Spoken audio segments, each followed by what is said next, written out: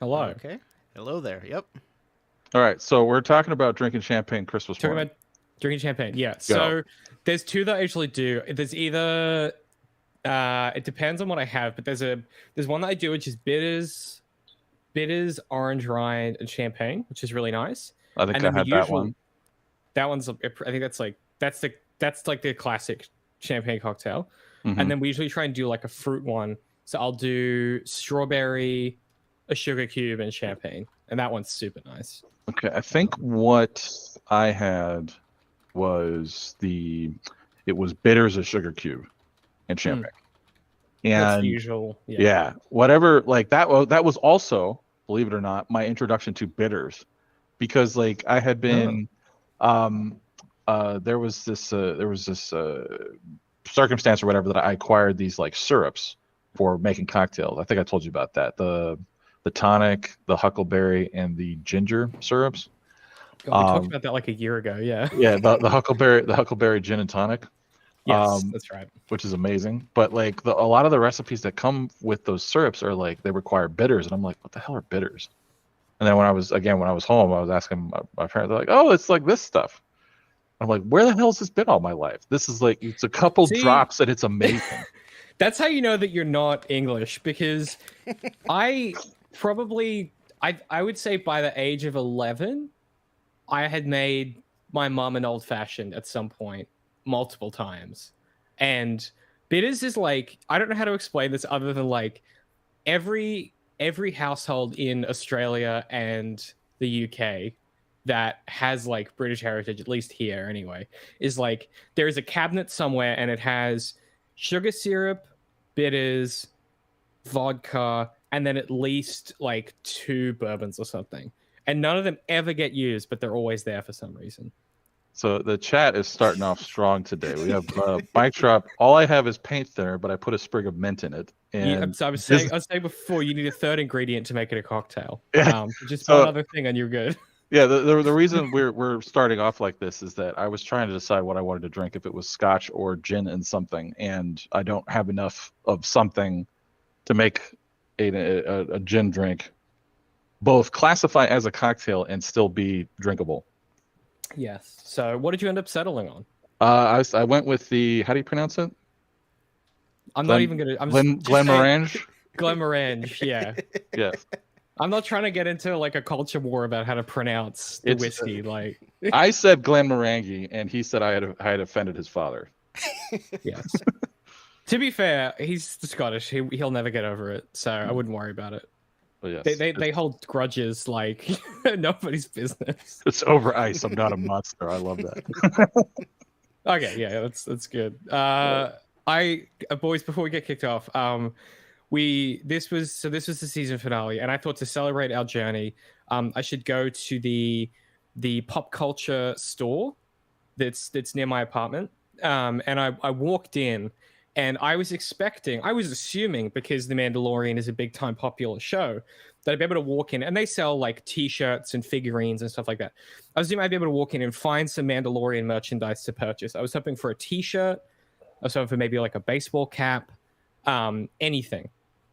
And I went up to the dude. I couldn't see anything. I went up to the dude at the counter. Well, actually, that's not true. They had a $500 pewter statue of Mando. And I checked my mortgage and I checked my bank account, and I went, not today. If you were a real fan. If I weren't a fake fan, I would have bought it. So I go up to the dude at the counter, and he's this very cool looking dude. Okay, he has the like fashionable mullet that's in at the moment. So he's got the shaved sides, and it's like an appropriate length, and it's slicked back, and he's looking very, very fun. He's got these cool earrings, and he's got all these rings on and shit, and some dope tattoos, and just really like tricked out looking dude. And so I bail up to him and I go, yo, do you guys, I think the way I said it was, do you guys have any other Mandalorian stuff except for the statue over there? He goes, oh, I'm not sure why. And it wasn't until he said that I realized like there's no sensible way to explain what I'm doing. And I'm like a deer in headlights. He says why, and I just kind of like freeze. I'm like, it's for a friend. I was like, I work on a show. and I'm doing a joke, and he went, "Oh, what's your price limit on your joke?" And I was like, "I don't know, $100." He's like, "Oh, okay, I'll see what we got." So he taps away, and as he's doing this, he's like, "What's the show?" And then again, I'm like, So I stumbled through this explanation, and he goes, "Oh, we have, well, I think we have some stuff. Give me a second." And so he goes into the back, and he comes out, and he has this giant cardboard crate that he thumps down, and he starts pulling out white plastic boxes of Funko Pops, and he's like rifling through these Funko Pops, and he pulls this out and hands it to me. Oh wow! Oh, And normally I hate Funkos, but that one is neat. Isn't it he's not got his kind little of hand rare? out. Apparently, it's the last one they had. I haven't opened it yet because I wasn't sure what it was worth. But I, for one, am glad that I've got it. It says that I think it's rare because it says the child, like it's before they named him. Yeah. So it's like an older version. Yeah, and so I have acquired this, and it will go on the shelf to commemorate this season finale. So I don't know where to put it though. I don't really think this far ahead. I guess up top, maybe up here. Or if you can see that. See in frame? Yep, we got him.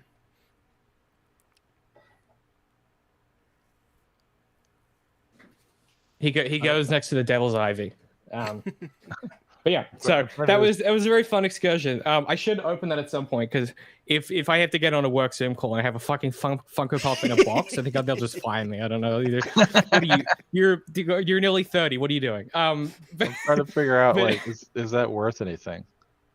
I don't know. I don't think actually it is. If you know in the chat, if it's worth something to you in the chat, let me know because I'm willing to on-sell it to recoup some of my cost. Which number is that? Is it 369? 368. 368. This is where I find out that it's $1,000 Funko Pop. Yeah, but you were very careful not to admit what you paid for it as well. So I don't think we need to get into what was on the receipt. I don't think we need to dwell on how much money I spent on it on a week when I probably should have been saving money. I don't think that's important. I can write it back. I can write it off on tax. It's technically a work expense. It's a work expense. How much did you spend? How much did you spend on this thing? That's the secret, though. How much do you think I spent? Was it more than $5? 5 American or 5 Australian? 5 American. What's the conversion? It seemed like 2 times ish. A dollar's pretty weak at the moment, so that would be like $10. Yes, more than that. Okay. Yeah. What are you saying it's worth, right? $5. Fuck. Shit. Is this like a boat where the second you bring it off a lot, you're losing money, like it's depreciating instantly? Well, no, I think like I think it really depends. Like they have like a chart of like this is like FunkoPriceGuide.com, and what apparently are you talking about? Yeah, like people don't buy these things to like play with. Like they buy them. Oh my god! It's like Beanie Babies or any other crap like that. But apparently Star Wars are the more expensive ones. So there was a spike back in July of last year where it was worth $31. Fuck. Shit. I should have bought into Funko Pop earlier. Yeah. That's funny. Said every Beanie Baby collector ever, and now they're all just bag holding. Well, I have a theory. Well, actually, you go back 1 month ago, it was worth $15. So it's there's a market there. It's fluctuating. It could go up again. We're just on a down cycle. Diamond hands. That's what I'm saying. You just got to hold it, man. Don't be afraid. Just hold it. I have a theory about Funko Pops though, which is they've made so many for so many things that I think if we ever end up in like a Fallout style apocalypse, it's not going to be bottle caps that's currency. It's going to be Funko Pops. Like, here is I'll trade you this Ganondorf and this Pikachu Funko Pop for that loaf of bread. You can have my One Piece Luffy Funko Pop in exchange for 10 shells of that pistol. I think it's going to be, if there's ever an apocalypse, I think that's going to be when we're all hanging around Megaton. Exactly right. Yeah. Yeah. I was actually at the yeah. Target today looking at what was I looking? There was a couple different things I was looking at. I was looking at, or I walked by and I was like, it caught my attention for some reason. I don't know why, because I'm not into Funko Pops. I don't have any. But it was a large display of Guardians of the Galaxy Funko Pops. Oh. And I was like, that's interesting. And then and then for whatever reason, I was like, I feel like buying some Lego today. And so I went down the Lego aisle, looking for different stuff. They've got. It always strikes me how, when we're talking about like the real value of Star Wars is in the merch, how they had a significant amount of Return of the Jedi stuff, a significant amount of A New Hope things, quite a bit of the Mandalorian stuff. They even had there's a set for Andor with the ship that the corporate security guys take down to the surface. What? Andor Legos? What? Yeah, there are Andor Legos, there are Book of Boba Fett Legos.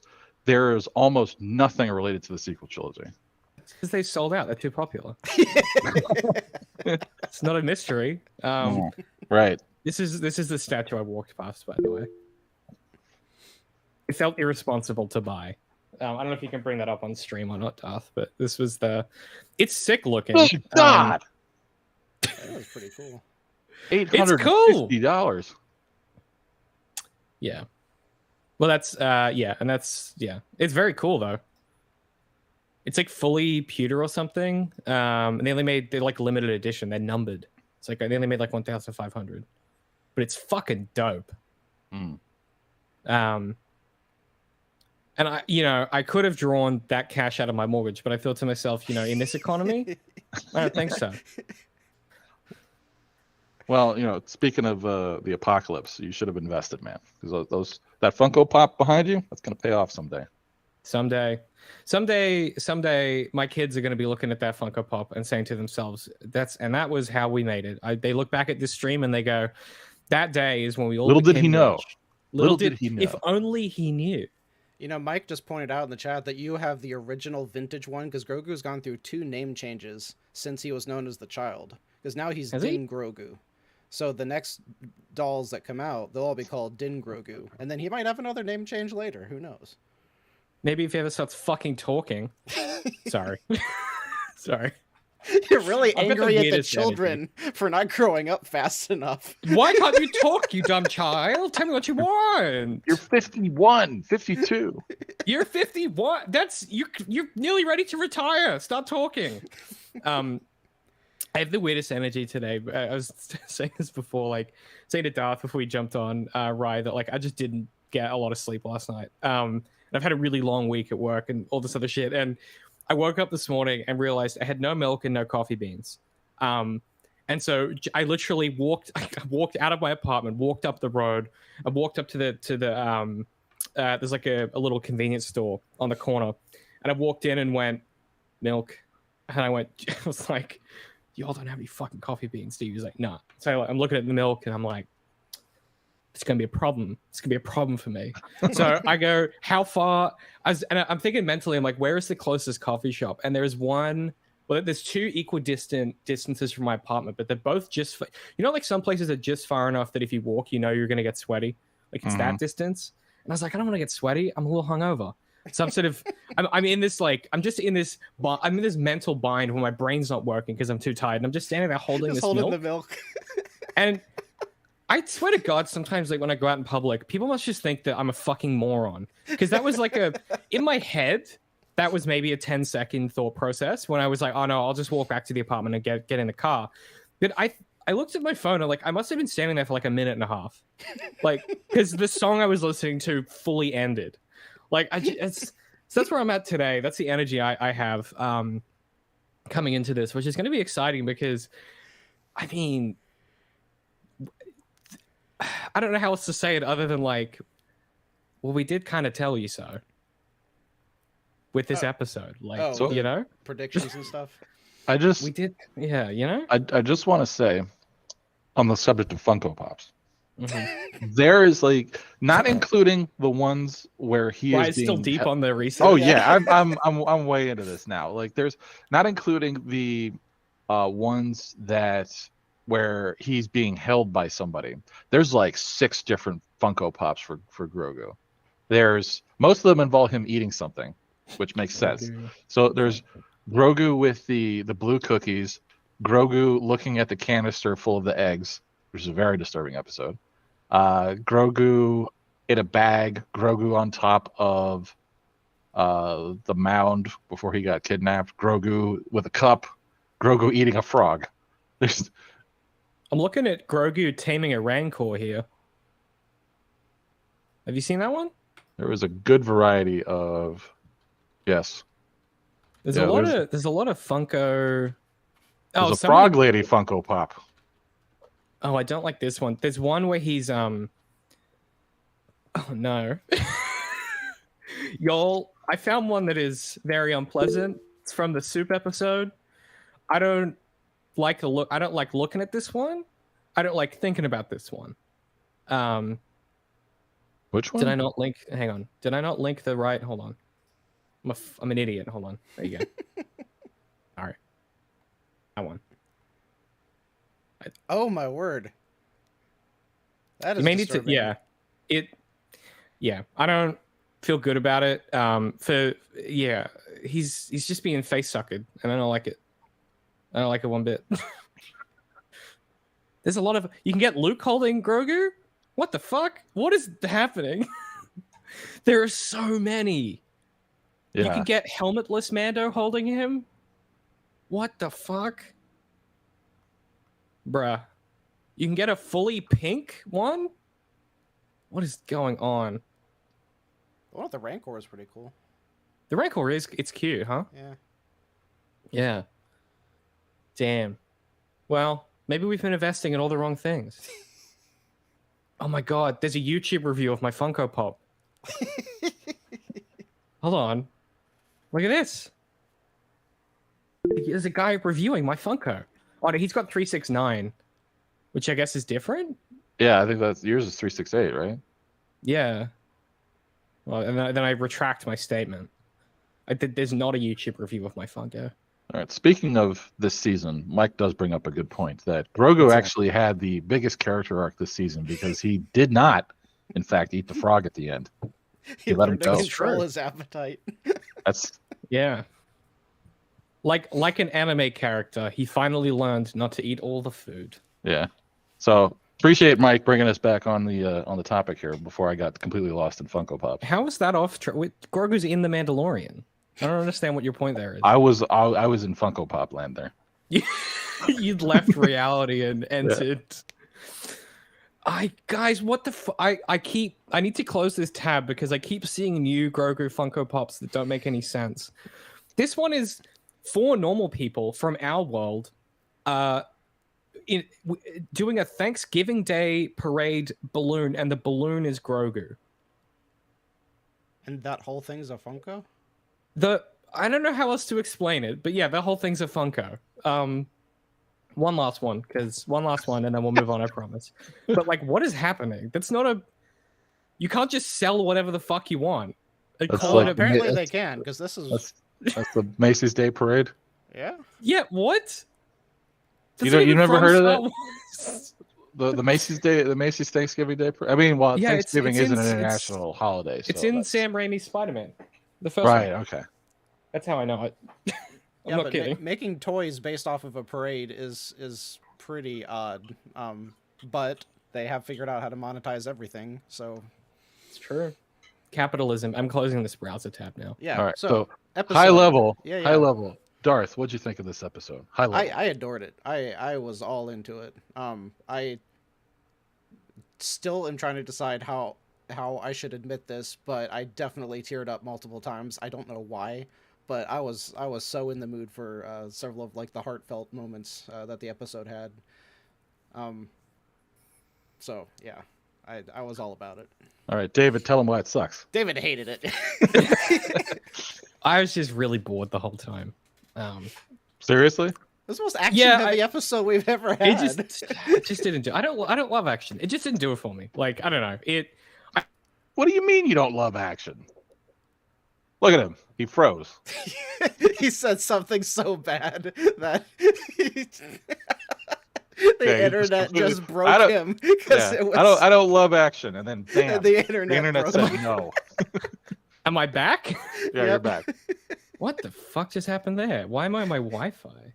Well, you had the I don't know. I'm trying to think of it. The Audacity? The luck, Oh. not the Audacity, but like most of the time when people get frozen on like an internet chat thing or whatever, like it's with like the worst facial expression, like the eyes are like half closed and they're like in the middle of saying something, so their mouth shaped all weird. You had like a profound, insightful look on your face when you froze there. That's actually, I wasn't frozen at all. That's my normal face. You were like, I don't like action. I don't like action. That's weird. Yeah, I'm on my backup internet now for some reason. Anyway, we'll worry about that later. What was I saying? Yeah, so look, I thought it was fine. Like, I don't have a lot of big complaints about it. It was exactly what it needed to be. I will admit, some of the action was really, really good, and then some of it I didn't quite understand what they were going for. But it has a lot of stuff I like, and I loved what they did with these characters and where they put them. Yeah. So generally speaking, no complaints, but it wasn't like, it didn't light up my world, I guess. So I largely share that opinion. For most of the episode, I wasn't really into it. There were action sequences that I appreciated what was happening, and the way the choreography or whatever, but for most of the episode, I was just, I was watching it and not really, like I think we said before, like the primary goal of storytelling is to elicit emotion, and that wasn't happening for me. I was watching it, I was experiencing it, I was appreciating certain things. Oh, that's cool. Like, oh, I like what they're doing here. Hey, we're getting Thunderball with Mandos. That's awesome. But like then it wasn't until very late in the episode where I actually started to actually, be a little bit more interested in what was happening, for reasons related to what we talked about last week. But then it wasn't until like the part of the episode that I actually liked the most was like the end. I really, really liked after all the action was done. Then we got into like the wrapping up and tying up the loose ends. All of that, I was like, this is great. I love it. But yeah, so that's my high level view of things. Yeah. They did what we call in the professional business. They did the Fallout slideshow ending, where they're like, here's where all the characters end up. And I fucking love when shows do that. It's my favorite. It's like one of my favorite things. Yeah, I had a good time. I think I agree. I think once the action was done, I was like, ooh, okay. And like, yeah, that was when I was particular. There was some sequences, I'm sure we'll get to them, that I thought were really creative and interesting. And there are some minor changes I would have made to the sequencing, maybe. But yeah, I thought the choreography in this episode was a lot better, especially with the combat itself, even if some of it was a little doofy and confusing. I'm still very confused about what hurts a Mandalorian and what doesn't. And like, yeah, I'm sure we'll get into that. But a Mandalorian can only be hurt when the plot needs him to be hurt. Yeah. Yes. Or when their feelings are hurt. Yeah. Yeah. It's words hurt on the inside, David. Well, that's how they get under the armor. Yeah. She's like, one does not speak unless one knows, Mando. He's like, oh, man. What does that speak unless one knows? Oh, bro. Ooh.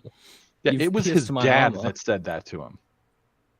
That's brutal, man. Yeah, because that was a post-Vizsla said that to Ragnar. Yeah. That's very much like, I'm not mad, I'm just disappointed, but like Mandalorian for that. Yeah. Yeah. Go do your homework, you're grounded. In the cave. Get in the cave. What is Mandalorian homework? Is that like shooting stuff? Like, absolutely, yeah. Yeah. Just doing like fighting katas and training and stuff. So it like opens up with Axe. So he was so awesome that I am officially calling him by his name now. He is no longer Pretty Boy. Axe did awesome stuff. He was not a traitor, and he wasn't a douchebag like he was earlier on. He was like totally willing to risk his life and all this stuff, and like turned into a really respectable character throughout this episode. Quick thing on that. I could have saved up. Say I what? was gonna say, well, I keep interrupting you to say go ahead. Glad this is the energy that we've arrived at, because I. Well, no, it I was just the keep timing of interrupting you to things. say go. Well, I had a point, but I was like, no, he's not finished with his thoughts, so I'm just gonna tell him to keep going. But instead of. Oh, that broke me. Oh, for fuck's sake. Oh, God. Brought to you by Glenmorangie. Oh, Jesus. I'm like sweating. Okay. All right. So what were you saying, Darth? I don't know. You were talking about how awesome Axe was. All right, so it opens up with him like flying up to the ship because he's going up for backup. He gets all of them in a different cruiser. Actually, they jetpack out of the big ship into one of the little ships flying around, and then down to the planet. They use the big ship as distraction, so all of the fighters coming up go after the big ship. He throughout the course That happened at the beginning of the episode? at least that's how I've got it written down here. It may not have. I know that when I was writing down, when I was writing down all the plot points, I think I got wonky. I forget that we pick up like right where we left off last episode. Yeah. And he's jetpacking up from the surface to the ship, which is a thing. Well, the confusing part is so this is happening concurrently to the ending of last episode. Yeah. Because it's when he leaves the hull and he's zipping up. Axe is he's a D&D character that rolled a natural 20 on his escape roll and then just cruises through the rest of the episode using that critical success. It's cool. He very much feels like an OC insert, but he's cool. What I was gonna say, there was two things I was gonna say. The first one was I think it was what's his name? Lou was talking about like misdirection and things, and it was like we had the title of last week's episode was The Spies, so it makes it sound like that's something important, or there's going to be a betrayal or something like that, or when apparently like all that was referring to was the chick on Coruscant. And that was pretty much it. Like, because there's no betrayal that happens. Like, you're thinking, like, oh, Axe is... Because we were talking about that. Like, oh, like, he got away. So maybe he was the spy. Maybe he was... Or, like, maybe I think we discussed, like, maybe the armor had it out for them and everything. But that had no relevance to anything beyond... Beyond the chick on Coruscant. So that was one thing I was thinking about related to Axe. But the other one was... It has been established earlier this season that there was a definite range to the jetpacks. That was my other thought. Yeah. And it doesn't apply this episode. And it didn't seem that long. And meanwhile, this guy's able to jetpack into space. And I was thinking about, it was funny that this happened the day after I was telling a friend of mine how, when I was playing Space Engineers, instead of building a spaceship that was able to get off the planet, we just took like a shit ton of like gas bottles and jetpacked up into the space so we could get the resources from the asteroids out there. So I was thinking about that during this episode. But I was like, it's convenient that he can jetpack into space, or at least like low Earth orbit, wherever they are. It would have been it would have been really cool for the story, for the realism, but I also am debating about whether or not they needed to take the time to do this. But if he says, I need to go get help from our ship, give me your jetpack. So he takes like 2 other jetpacks and he's holding them in his arms. His runs out of fuel, he starts falling, he slaps the other one on his back and then keeps going. So he has a refueling system to actually get all the way off planet. That would have solved the problem, but I also don't know, because like when it happened, it bothered me, but at the same time, I was like, yeah, this is just a plot point to get him from there to there. I would make the fix back on the earlier episode and just find another way for them to not run out of fuel, but still be unable to pursue. Yeah, like it's too fast for them or whatever. Yeah, it's the kind of thing that like if you're writing, I hate to like belabor the same points over and over again, but this is the kind of thing that like you should like. This is a continuity. I'm going to use the word continuity. It's not quite what I mean.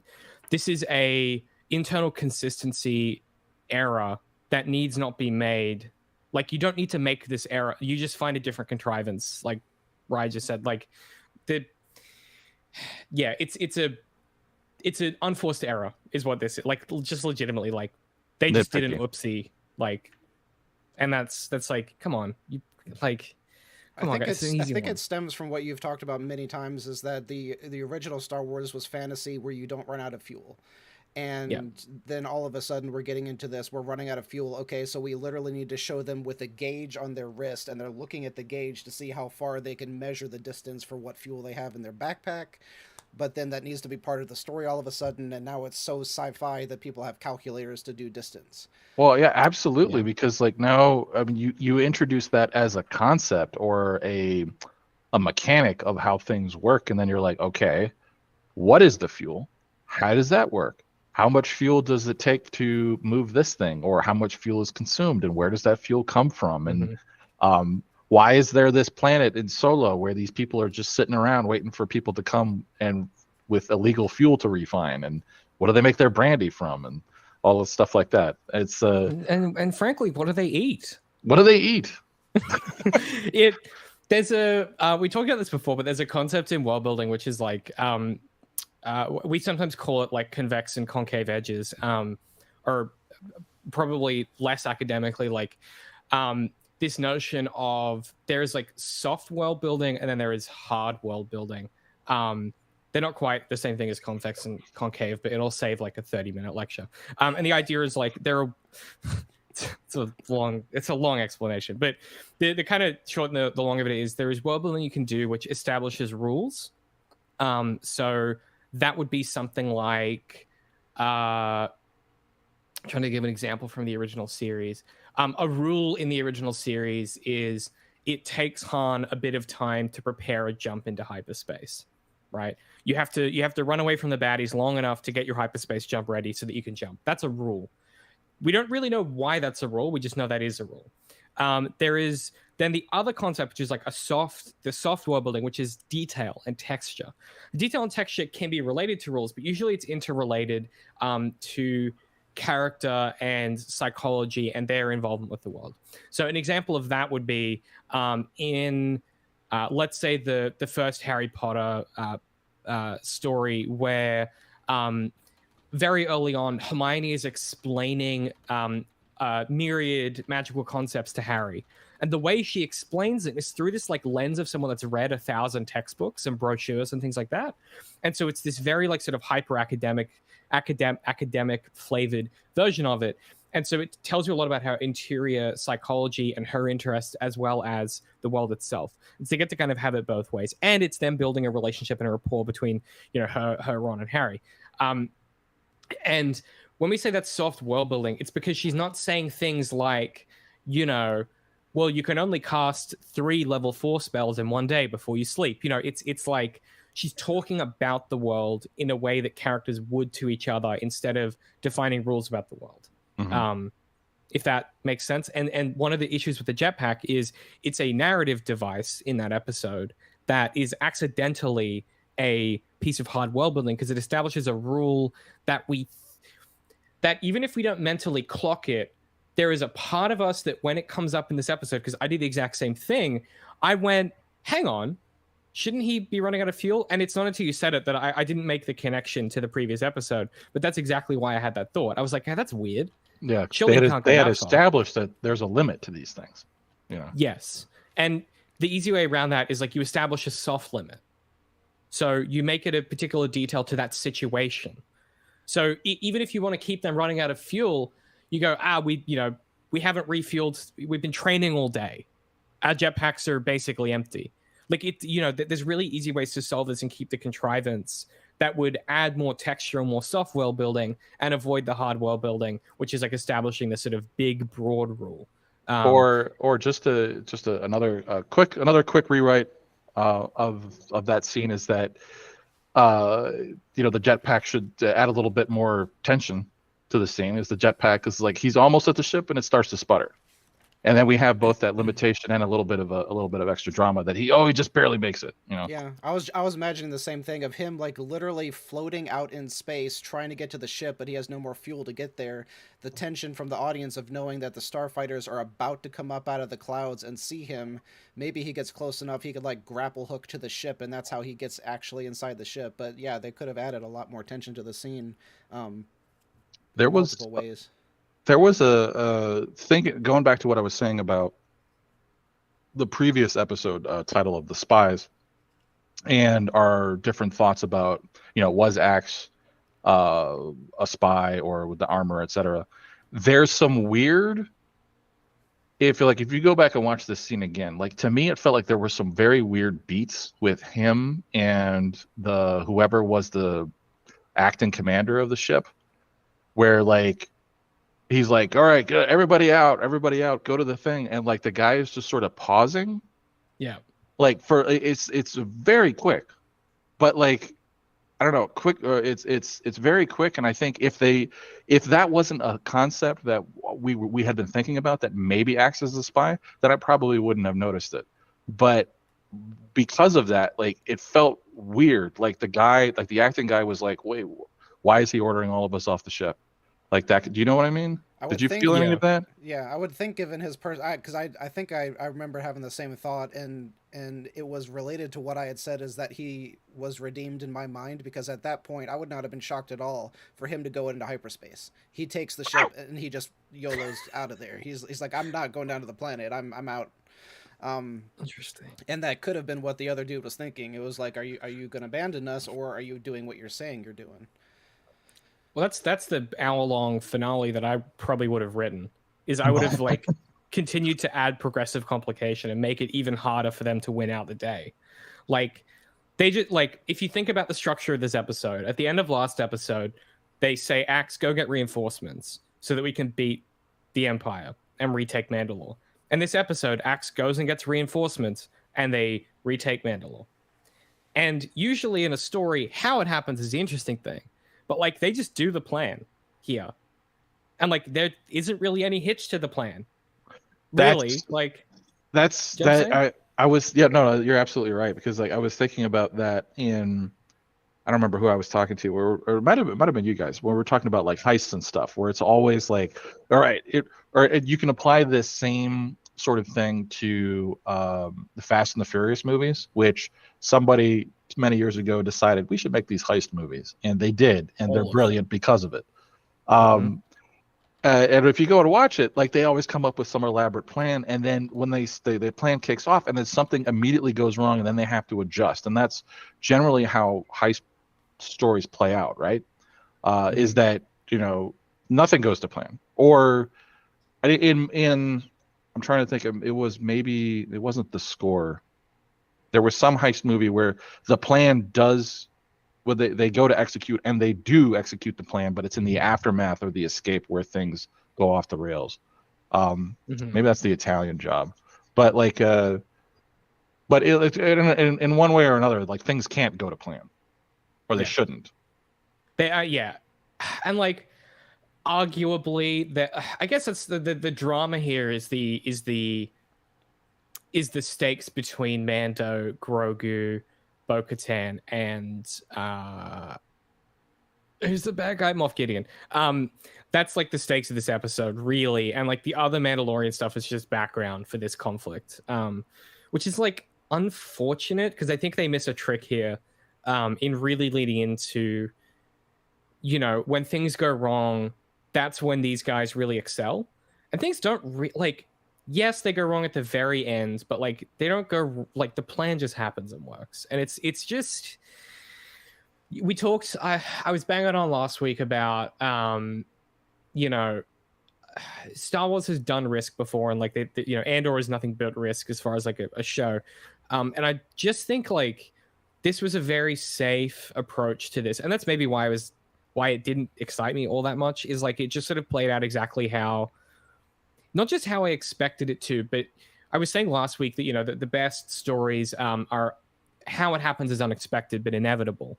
This was expected and inevitable. And so it didn't have that like something. It just didn't have that spice to me. That something where I felt like they were struggling.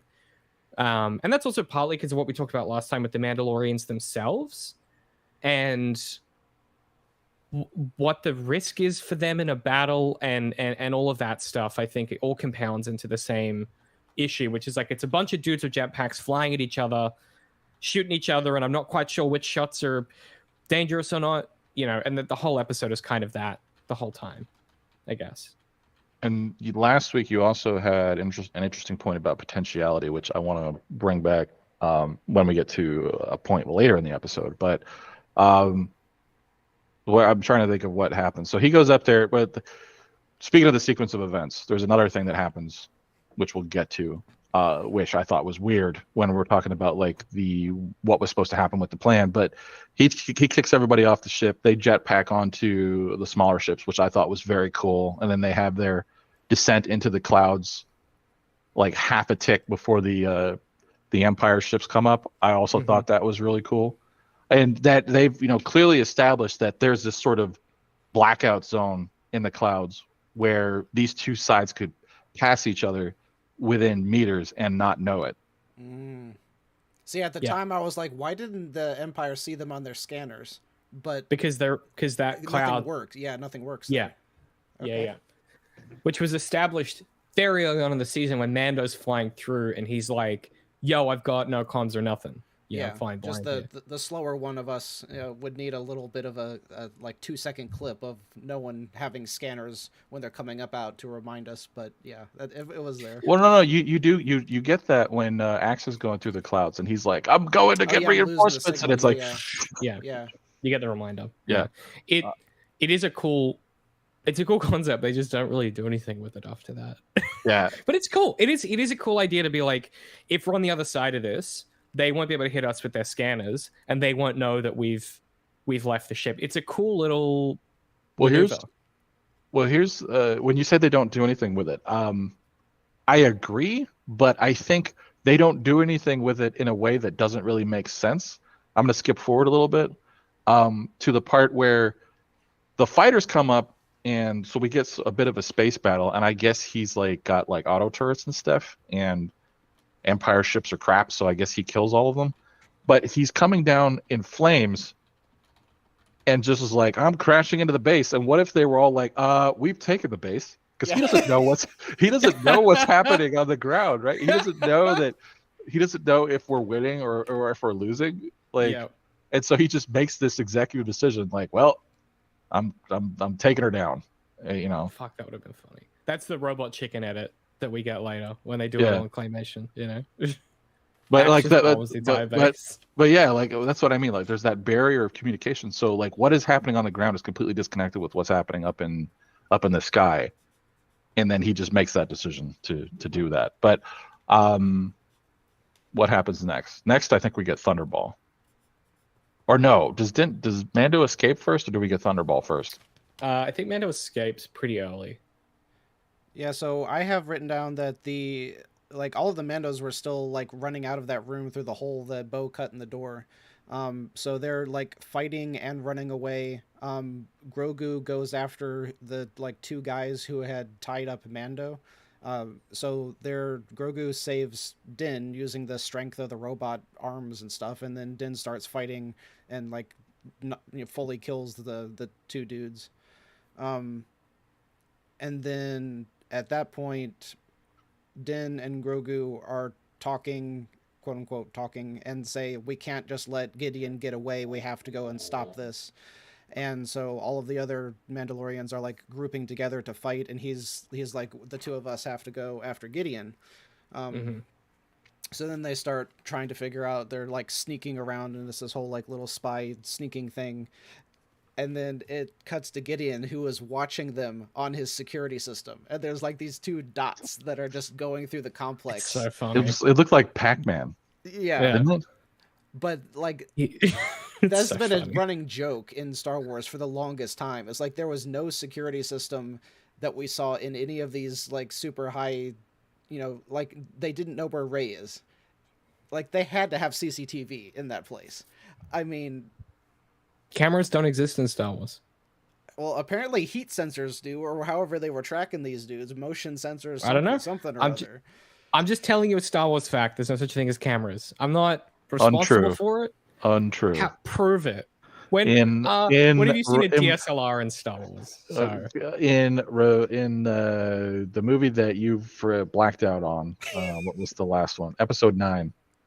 There's a part where they're running through the ship, going shoot out, not the ship, but they're running through it's a ship or the base. I don't remember. Might be a ship, but they're running through there and they're like shoot out the cameras. Yeah. And they do that, and it's just the same as like, well, if you're shooting out the cameras, they know where you are. Okay, well, before that film full of unforced errors, cameras didn't exist in Star Wars, so. There's a sequence where Bo and the other escaped Mandos are in like this underground cavern. Yeah, I've got that written down for like. I think that, at least from what I wrote down, is after Mando is fighting all of the guards through the laser doors.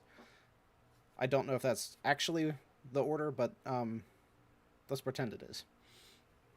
I want to talk about the laser door thing for a minute. Yeah, because he calls R5D4. Yeah, and you know how last episode I was like, we were saying this is an asset that's going to get used. Yeah, we were like, why the fuck does he have these fancy doors? And I was like, there's definitely going to be some fighting that goes on with this. You know, this is perfect. This is a video game boss fight arena IMO, and I thought what they did with it was pretty interesting. I got to be honest, watching the Mando do his best John Wick was really fun. Like this was the sequence that I had an absolutely thrilling time with. There were definitely a lot of John Wick moves there. A lot of John Wick moves. I like the in particular, I like the use of the environment here, which is something the show has struggled with because it's a lot of the time not filmed anywhere real. And I liked the fact that it was a narrow hallway, a narrow piece of catwalk. There was death on either side, and then the barriers themselves. And Mando uses all of those things to his advantage. And I really felt the sense of place in that regard, and the sense of urgency as well, as he's like, open the fucking door, and then they're doing the mouse droid bit. This sequence fucking rules. I really had a good time with it. It was my favorite part of the episode by far. Yeah, I love the choreography of the using the different weapons was my favorite part. And then the choreography of the guards reacting to the doors not opening. Like if they hadn't put that in, I would have had a big problem with this scene. But that showed, like, because we were asking before, like, how do the doors open? Are they motion sensor or what? And like they showed there was a physical button, and they were like, it doesn't work.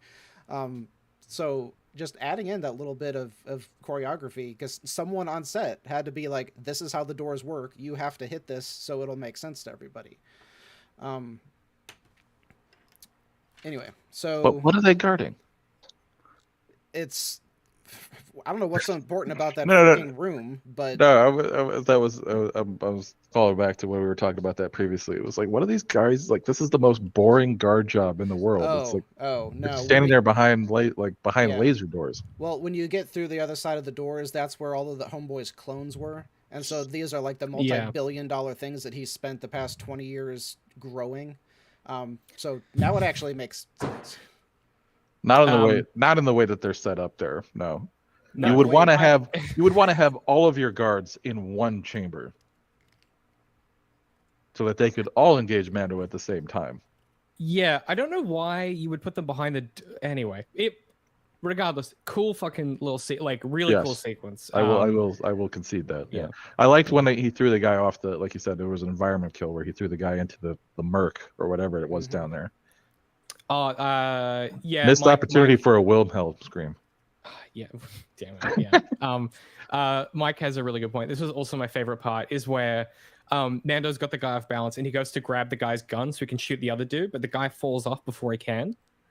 That is really, really, it's like the John Wick style of humor. Like, that's funny to me, and also like dramatically perfect. Where he's like, fuck, now I have to improvise. Like that, like it's like we were saying before, but in micro. So like his plan for how he's going to deal with the other guy suddenly goes wrong and he has to improvise. And that's what this whole sequence is Mando constantly having to makes a little plan, tries to execute it, it goes wrong, he has to, like, it's got that kind of tension. Oh, you know what? That's not John Wick. That's Jackie Chan. Yeah. That is 100% Jackie Chan. Yeah. I also thought, granted, I am comparing everything to The Last of Us right now, but I was like, it's the same dude going in, and just destroying everything. So yeah, I was totally just seeing Choreography a bit better than episode 8 of The Last of Us. Yeah, well, that's like the complaint of like, oh, I didn't like the lightsaber fight in Obi-Wan. It's like, yeah, it's not supposed to be about the swords. Anyway, yes. I don't know why I said that. I don't want to get people mad at the comments, but it's not about the swords. Canceled. Fake fan. All right, so they get through the door, they destroy the clones, and then that's when it cuts to the underground farm thing. Can I ask a question? Yes. What the fuck is happening with these clones, boys? So I remember last episode, Moff Gideon being like, yes, I don't know why I made him Southern. Yes, I'm working on some clothes. Glen Morangi. Glen Morangi. Glen Morangi? I hardly knew her. What the fuck is I saying? Tell you what. Mando. Sorry, lose my fucking mind. I need to get to sleep. So in the abstract last episode, when he's like, I'm trying to, I want to make the best bloody clone that can do the bloody force, and there's the best of the Mandalorians and the best of the Jedi and the best of me. It's the speech and praise of a villain that works because you think to yourself, yes, an abstract ambition, one that we need not see. It's about the evil intention.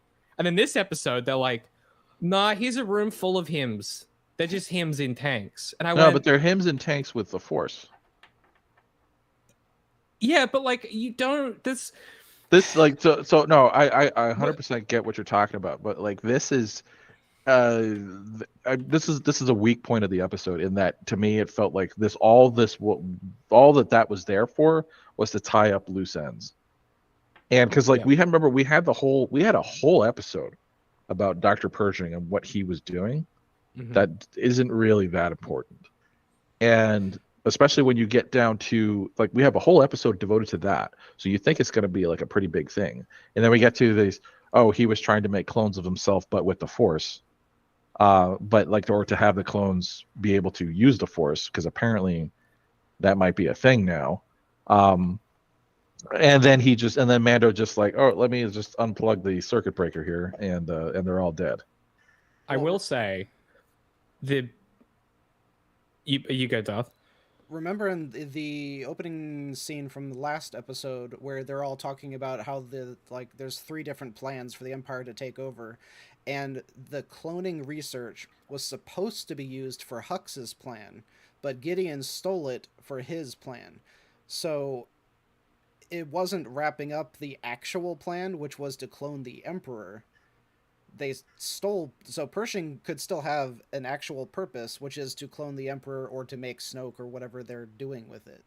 And that may be why they haven't had an episode where they just show us that he's dead or show us he's utterly mind-wiped or whatever, is because they have to bring him back to eventually clone the Emperor or whatever they're going to do with Snoke. Yeah.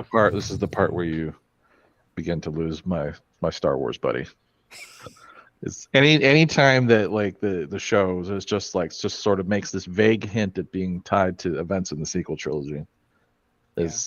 He is less and less interested. And I'm finally getting the other direction. I'm like, if you tie it in and make it good, I will start to appreciate the sequels. Yes. I just don't think no. I just don't think it can be done. No. Well, no. I will. Let me amend that statement for you. So I think it is entirely possible to write events between what we have now and the sequel trilogy and do it in an interesting, compelling way with lots of interesting characters and drama and events. There is a way to do that. Absolutely, because we have where we are now, and then we have an end state, and there is a huge amount of change that has to happen within that space, and all of that can be very interesting. And I don't see interesting and enjoyable. But I don't see that making me go, oh wow, the sequels are amazing now. It's not like the see the Clone Wars. I don't think that's possible, but I think it can make them less bad.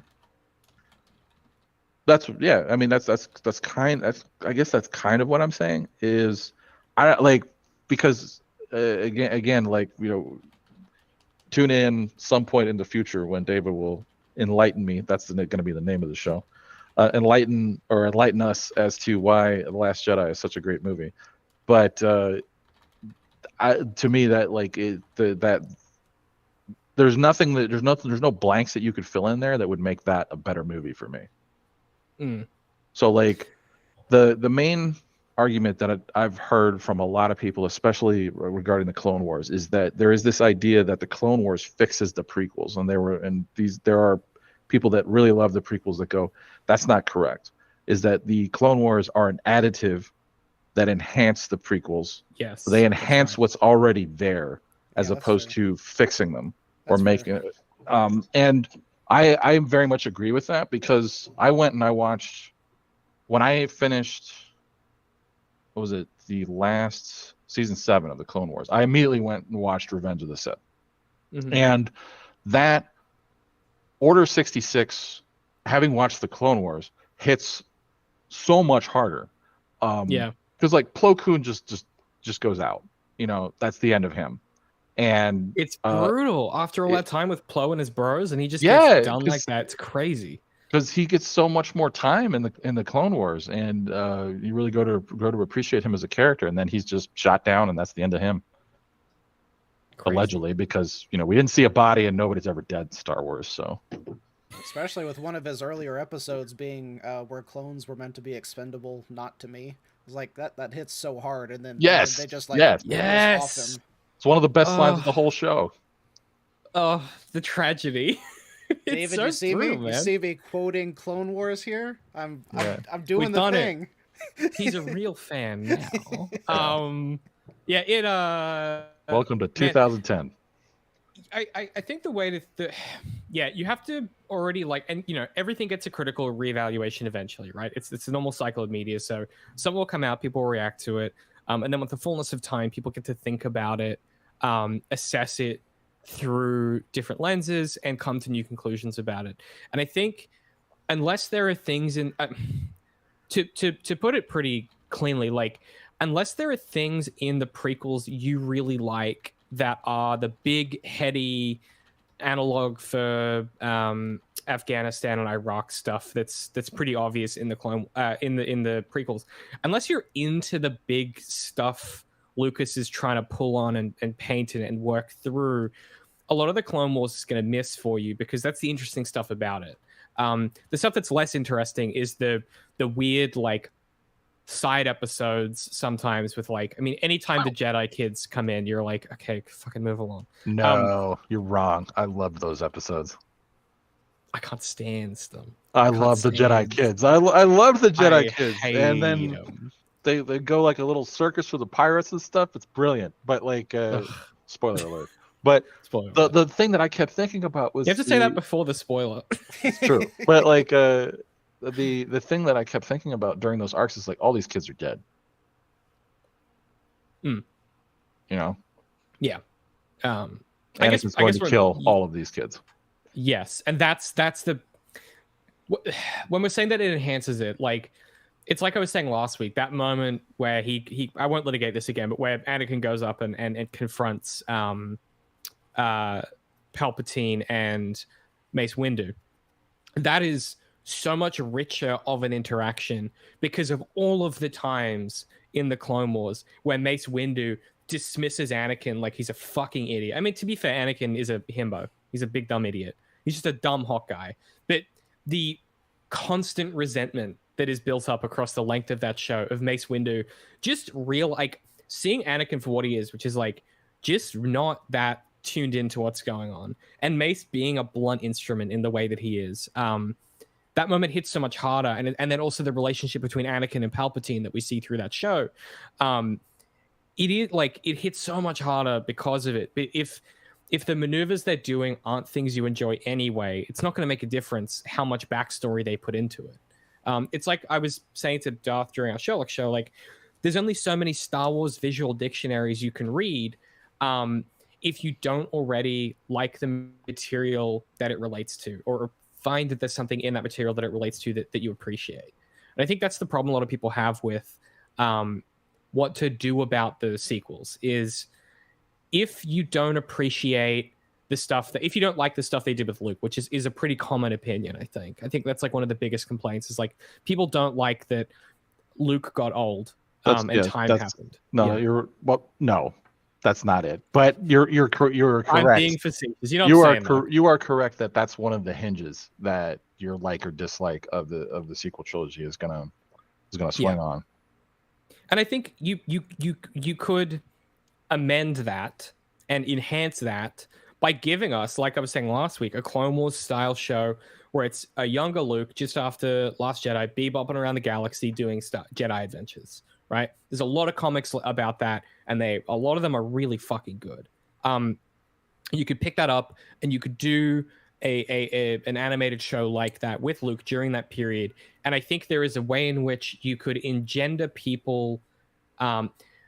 One of the biggest challenges you've got here is like some of the things that are most interesting about Luke in the extended universe material is that he's like not like he's a Jedi, yes, but he does some like he uses anger a lot. Like he taps into a lot of kind of dark side adjacent stuff because he isn't tied to the previous kind of monastic kind of pseudo government that was the Jedi Council. He has this freedom to explore and be a bit more kind of risque and things like that. And that's part of the most interesting things of his character. And that could be a really interesting show, which could lead you into seeing how this Luke becomes grumpy hermit milk drink man. But if you don't, if you're not satisfied with that conclusion for his character, there's never going to be enough material that will make that feel satisfying because you've already your brain has already decided it's a bad outcome, right? I disagree. I disagree because of, or rather, I should say, we should save this for when we talk about The Last Jedi, because this is a very deep conversation. It has nothing whatsoever to do with Mando. But it's true. We will have a lot to talk about there. Where the hell are we? We're talking about clones. I don't remember. I'm just laughing at what I want to laugh at what Mike said that they called the blunt instrument guy Mace. Star Wars is full of stuff like that. Star Wars is full of just the goofiest name shit. Mace out the window. Mace out the window, like we said. One last thing on the cloning thing. I was going to say before, having Grogu react and panic to the Moff clone opening his eyes that was a really scary little moment. Like, there's something about the way that it went nowhere.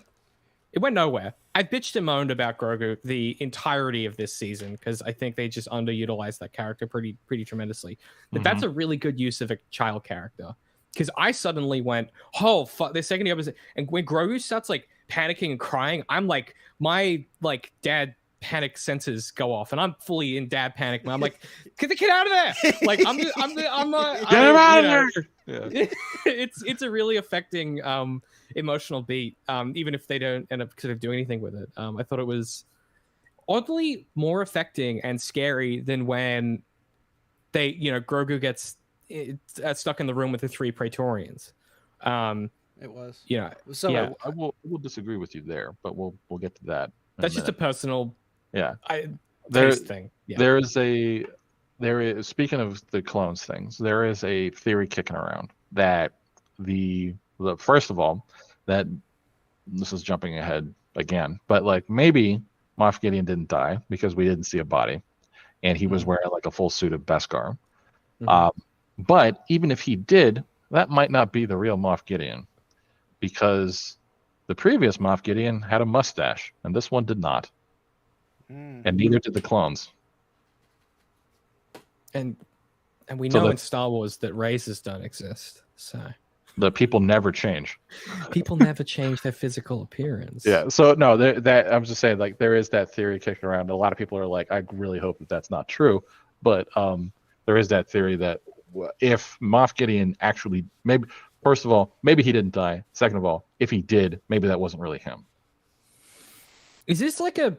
I don't know why they keep. I guess it's because it's kind of a kid show, sort of. But like, they refute. Like, part of what we were complaining is a strong word. Part of what we were discussing a few episodes ago, and kind of throughout the season, is like one of the biggest challenges with this show is like the dramatic stakes are always a little squinty because like no one ever quite dies for real. Like obviously grunts and stuff, but like the inability to commit to seeing him get killed and seeing a body just makes like it just takes a lot of the air out of some of these. Like I don't like, are we supposed to go, oh, you know, we didn't see a body, maybe he's coming back? Like, is that just a thing that we're now going to be thinking about for the next season? Well, I think that the problem is that Star Wars has established that you can see somebody absolutely skewered with a lightsaber, and that doesn't mean they're dead. That's you true. know. That I think this is a problem of their own making. Versus what's his name, Owen and Beru, who we know are dead because we saw their burnt skeletons, which was really great for 6-year-old me. Yeah, but they didn't do a DNA test. That could have been some fake skeletons. True. Owen might still be out there. I hope so. Yeah, I'm not sure what's going on. Other than, yeah. Oh God, yeah. He's played by an Australian actor, isn't he? Joel Edgerton. Edgerton, yeah. Edgerton, yeah. The lesser Edgerton. All right, so where are we now? Yeah, where are we? So I think this is the point where it cuts to what the other Mandalorians are doing, and they're looking for somewhere to like temporarily hide and regroup while they're waiting on their backup to arrive.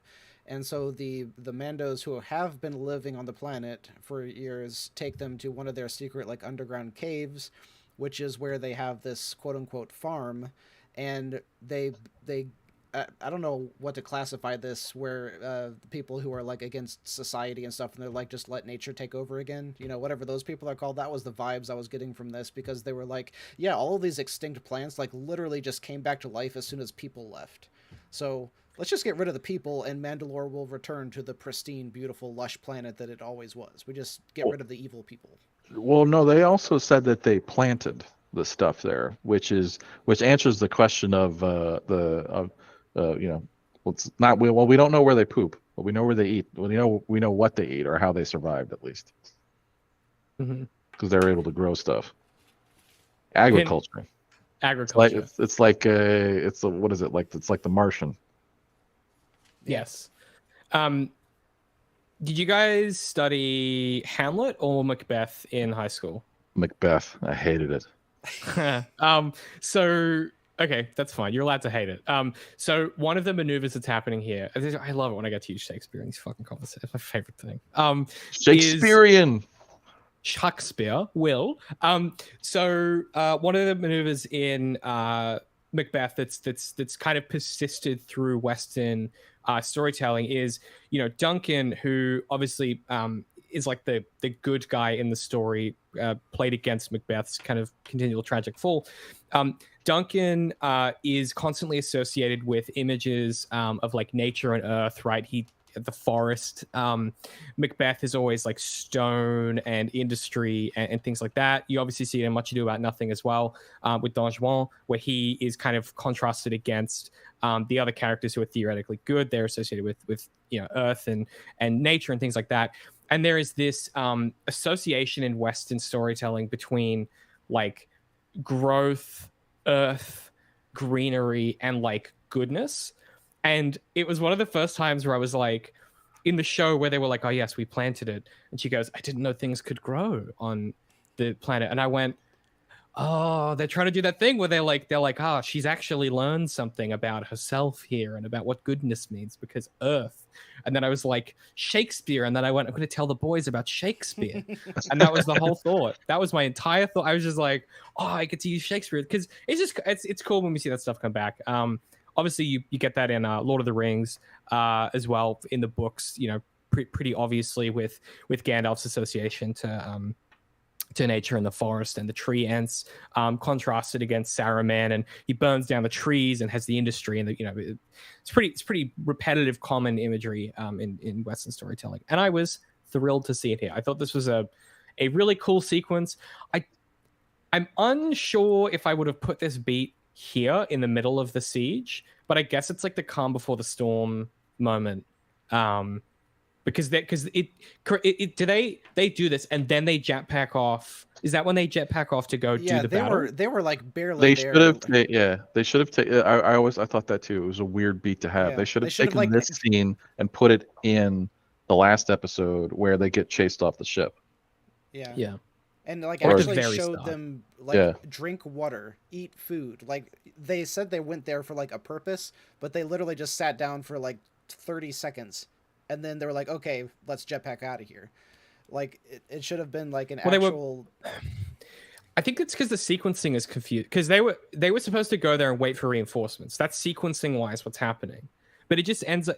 It's the same scene. They don't cut to anything else, I don't think. They just get there, and then they get the call and they leave, right? Like... Also, can I admit something really stupid? I thought there's a moment where Bo-Katan is walking, and she's walking up to the little pond, and she's got her helmet in one hand. And my brain was like, is she going to scoop up some water in a helmet? What the fuck is she doing? I don't know. My brain was just clearly on something else last night. I mean, it's just a big cup to them. I mean... That's what it was. I was like, maybe she'll take a sip. That would have been hilarious. So dumb. From her stinky, sweaty helmet. Yeah. Well, yeah, rinse it out. I don't know why my brain did that. That was like, I was being number 3 at that point, so who knows? That would have been hilarious if everyone from the covert like looks at her like she just like drowned a baby. And she's just like, what? It's like, well, if you think about it, there's electronics in there. It's like throwing your iPhone in the water. Aren't they waterproof now? Yeah. Only from the outside. They're water resistant. Water resistant. There you go. That's how you legally get away with it. Beskar, water resistant, not waterproof. Although I guess it is water. We had this conversation episode 2. Meters. I don't want to. Yeah, up to 10 meters of. I don't want to relitigate, but like, are they waterproof? Maybe. Who knows? But yeah, cool. No, they're definitely sealable. That's been established now. Yes. But it's that question we had that time about like when they go into the waters and Mando falls. He falls off the ledge. It's still that question of like, okay, well, I guess they are fully plummets to the seafloor. It's so funny to me still. Yeah, it's like clearly it's a this part at least is sealed. And I guess we know in Star Wars that people can breathe underwater because they have the mouthpieces, right? In episode the Phantom Menace. I know what it's called. And Obi-Wan. He uses it in Obi-Wan too. What? When the underwater, the Inquisitor base, he swims into the thing. He's got the mouthpiece. Yeah. And that's actually a scene. Obi-Wan uses in episode 3 too, I think. Oh yeah, because he gets knocked off the big lizard thing. Yeah. I think I don't know if we talked about this, but that scene where in Obi-Wan, we didn't really talk about it in our recording, but that's a scene from the Jedi Fallen Order, Fallen Jedi that base video game. Yeah. Yeah, the base. Yeah, because you actually swim down there and you flood it and destroy it. Which happens after, obviously, that sequence in Obi-Wan. I could make a montage of the number of times you've tried to pronounce the name of that game. It's not a good name for a game. Fallen Jedi Order, Jedi Fallen. It's like, don't just call it something. Give me something easy. You know? It doesn't roll off the brain. Doesn't roll. Well, no names do for me, to be fair. So I don't know what they could have done. Give me 2. I need like a 2-word name. And preferably one that's like some kind of prefix or like a modifier like the Batman. I'm never gonna forget because I already remember the word the, and then it's Batman. The second you're like Attack of the Revenge of the, and they're all so similar. Meanwhile, you're bringing up Shakespeare and themes of nature versus industry. Yeah, well, the play is one word, Macbeth. Okay, so that's how I fucking remember it. I get it. Yeah, checkmate. Right. Where are we? jetpack battle. Oh, we're at Thunderball. Yeah. I want to talk about this because I immediately was going like, all right, they're gonna do Thunderball, which is one of my favorite sequences in all of James Bond. Since I was like a little kid, I have loved that movie, and I was like when I was like 6 or 7 or whenever my dad actually let me watch that, and I was like, I want to be a scuba diver when I grow up. I actually drew like I was like in the first grade, and they were like, what do you want to do as a career? I'm like, I want to be a scuba diver. That's what I want to do. And so I thought it was very cool, but the I don't know what it was. I think it was the what you had said, like about the inevitability of or whatever. But there was just like, I was like, this is cool. I appreciate that they're doing Thunderball, but I don't really care that much. You know, every time that you said that, I was misremembering, and I thought you were talking about the Moonraker fight in space instead of the Thunderball fight underwater. You know, I've actually never seen that movie. You don't need to. It's that's so I've heard. Right. For anyone who's any younger than us, so Thunderball's a James Bond film. The underwater sequence is basically, you could probably YouTube it. I'm sure it's out there. It's the two opposing forces are scuba diving, and they're coming at each other really slowly, and they sort of start harpooning each other, and they get into this big messy conflict. Yeah, with spear guns. It's fucking sick. And then James Bond comes in, and he just fucking wrecks house, and it's awesome. And it's one of the best action soundtracks that you've ever heard. So good. And he has like it's so it's him. They do all these like clever visual things where he's got like a colored trail behind him as he comes. It's so well done. The bad guys are all wearing black wetsuits. Good guys, are all yellow red. Or something. No, they're wearing red. Yeah, because it's the SAS or the Paras or somebody. I don't remember who it is. I think it's SAS. Yeah. Yeah. It's same sequence. Amazing sequence. Go watch that movie if you haven't. Yeah, but like, this whole scene, I was like, it's cool. And the armor is flying around, bashing people with her stuff, and people are getting shot, and maybe they're vulnerable. I don't know. But like, I don't know. I wasn't really into it. I thought it was cool, but I wasn't really into it. Yeah, I wasn't into it because I didn't understand I don't know how to explain this other than like I didn't understand which parts to care about, because it wasn't communicating well enough to me what was a kill and what wasn't at times. Does that make I don't know how else to explain that, but like I just wasn't sure when something was supposed to be impactful or not, and so I wasn't sure where to pay attention. Well, I think that goes to the one of the main problems that the Mandalorians have is that we don't really understand when they're vulnerable or not. So they're flying at each other and they're shooting at each other and the fight's happening and people are flying around and stuff, but like they're all wearing Beskar, so they're really in danger? I don't know. So maybe. My question to y'all, since I haven't gotten there quite yet, is did you have the same issue with the whole like Siege of Mandalore storyline when you have the Mandos who are on the bad side who are fighting each other in Clone Wars? Because it is exactly the same thing. I was into it just because this was like live action, and I was like, oh, jetpacking is awesome, live action stuff, but it's the same thing in there. No, because they don't really play up Beskar that much, or at all. I don't think. Yeah, do they? I don't think they do. I don't remember. I haven't watched that in years, but I think I had less of an issue with it because it remains. Those conflicts are about whether or not fighting is the right thing to do. They seem to be less implicitly about the outcome, right? Especially as the show goes on, where you've got Satine and her whole position. Like I think it's because the focus of the thing is different that I have less of an issue with it. This is specifically about who's going to win. This is a really interesting point that he just brought up about bulletproof vests in shows like John Wick and stuff. Because in some scenes, you'll see someone get shot and they're wearing a bulletproof vest, and they'll fall on the ground. You think they're dead, and then they gasp and they're okay, right? And then other times, someone gets shot with wearing a bulletproof vest, and it's like they don't even know that it happened. And it just totally changes based on the structure of the story that the cinematographer or whoever is trying to tell with the action at that particular point in time. And yeah, Beskar is, especially not knowing if that's what the stormtroopers are wearing. Like, we know Gideon's got it, but is he distributing it out, or is he only mining it for himself and for his clones? So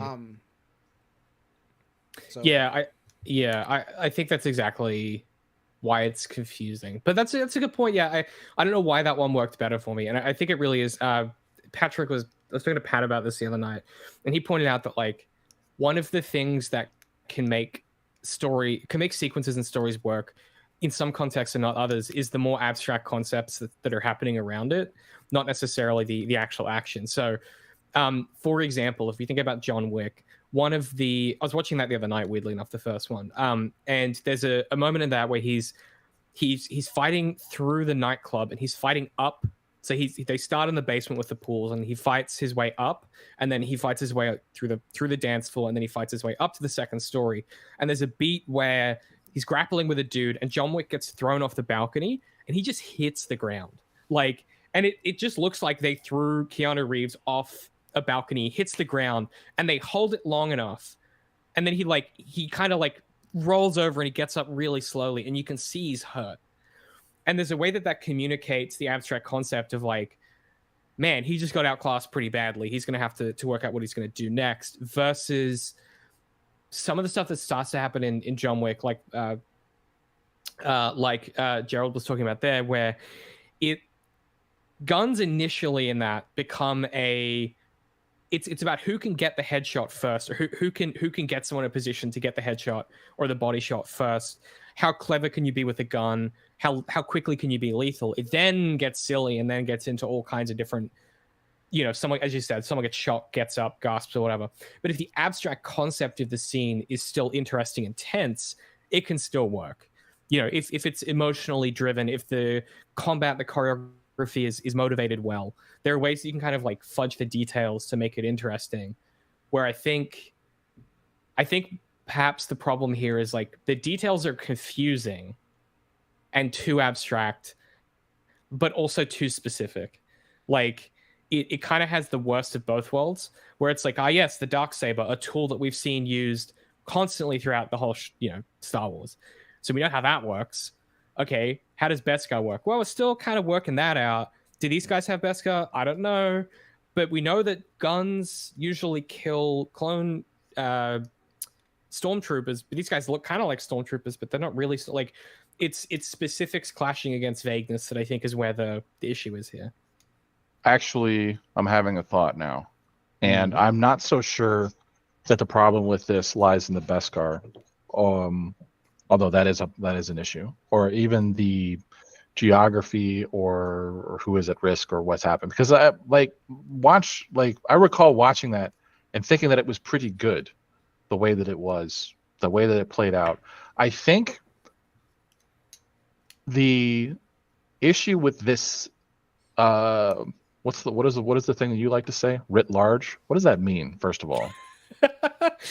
If it means, like, you can talk about all the specific details you want, but if you get to the core of why a thing is the way it is. All right. So I think the issue with this writ large is that we've gotten to the main objective of the whole season, which is to get back to Mandalore. But I think there is an issue here of, like, this is. I'm trying to think of an example, like for like a sports game, because I think this is an analogy that might work pretty well. It's like, this is the championship. Like, so this is Wrexham today beat somebody, and they're getting promoted to the English Fourth League, or whatever. And that's a big fucking deal. And like, this is the whole season's come down to this moment of, can they, like, and like the last minute, and will the ref blow the whistle, and will they win? And that's exciting, and that's dramatic, and everything like that. And if you have the whole weight of all that effort behind that moment, which makes it really dramatic. And so you walk into that game even before that moment, but you walk into that game and you're up for it because everything's riding on this. And I think that is what this episode is missing, because there's one of the more interesting, when the I forget who it was, the people like to use the word the stakes, which is something I really don't like, but it was one of the writing gurus. I thought he explained it really well, or he distilled the concept really well into just what happens if we don't win. That's the stakes. So in here, what happens if we don't win? It's really just everyone dying, yeah. I mean, I guess, but they can just leave and then maybe come back and try again. I don't know. Like, it's so, like, if you think about all the other Star Wars movies, like, there are ticking clocks, and there are really bad consequences to them failing. Whereas, like, I guess what I'm trying to say is that, like, I wasn't that feeling of like, this is the culmination of all of our efforts for this season, and like, I should be up for this, and this is the championship game that we're going into right here.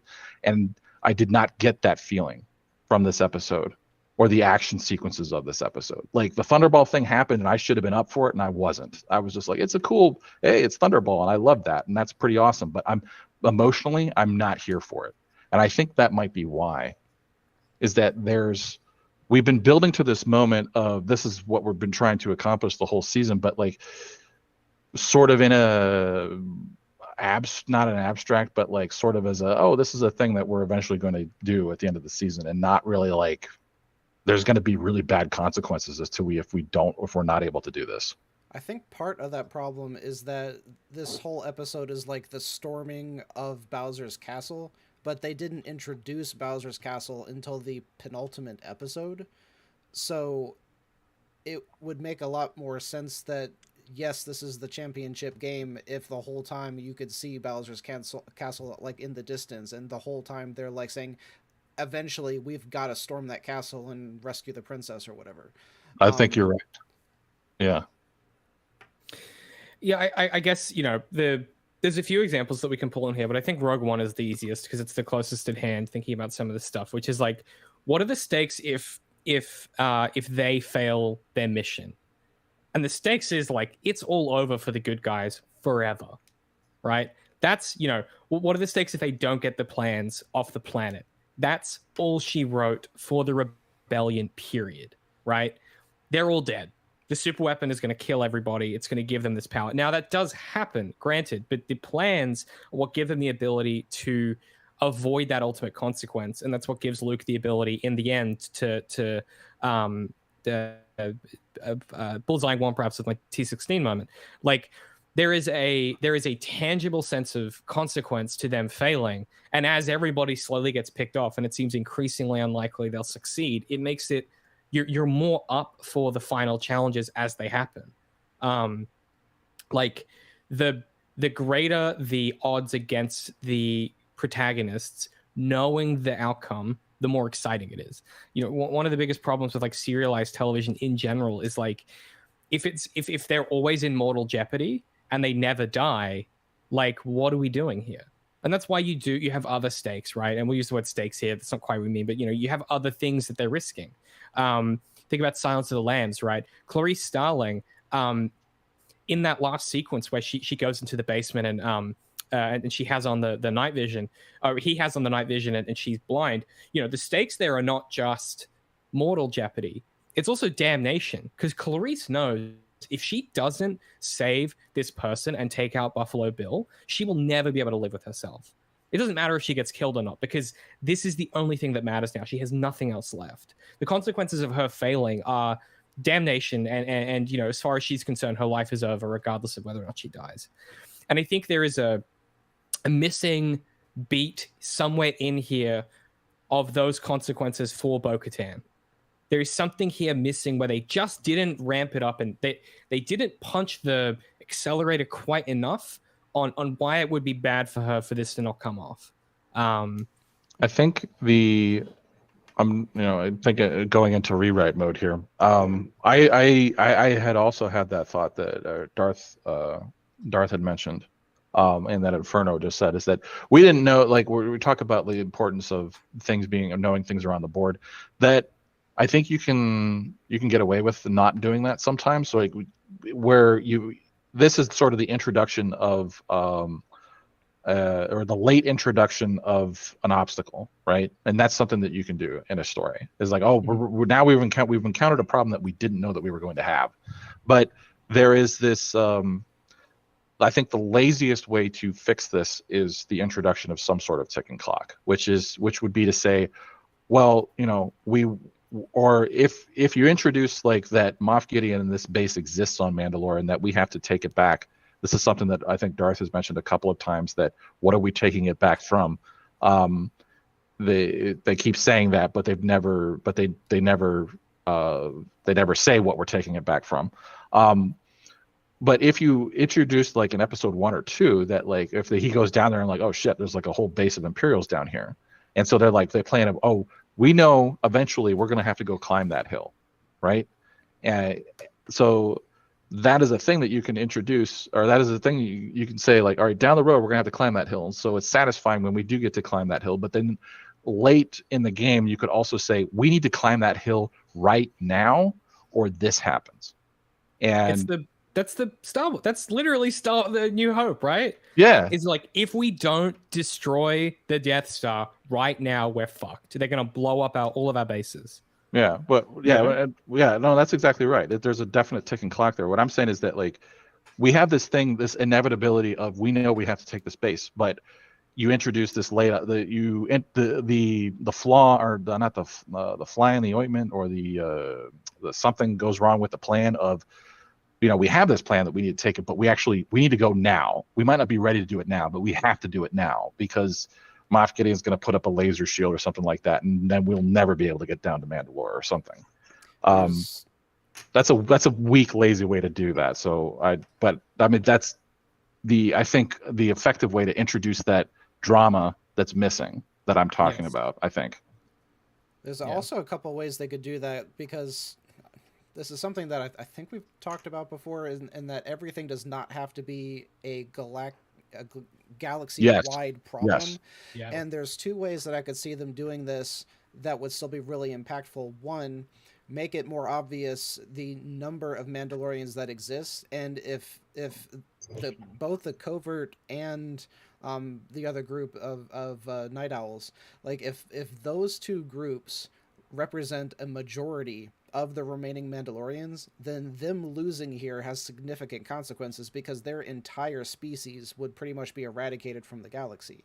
And then as a second part of that, this whole thing is Bo-Katan's first, her first trial and tribulation as leader.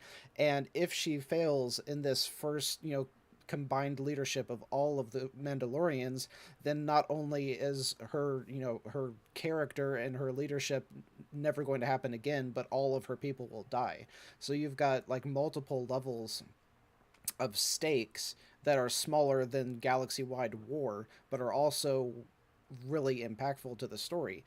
And I don't know, like, I think that is subtextually that is there, like in the background of your mind when you're watching this episode, and you're like, oh, all of them could die right now, but it's not like overtly stated, or it's not part of the dialogue that's like, this is all of us, this is all the Mandalorians, we either do or we're gone, Well, so that is definitely an element of that exists in the stakes of, like, there's apparently a limited amount of Mandalorians around, and that the two major groups are, as you said, the Nutbags and the Night Owls.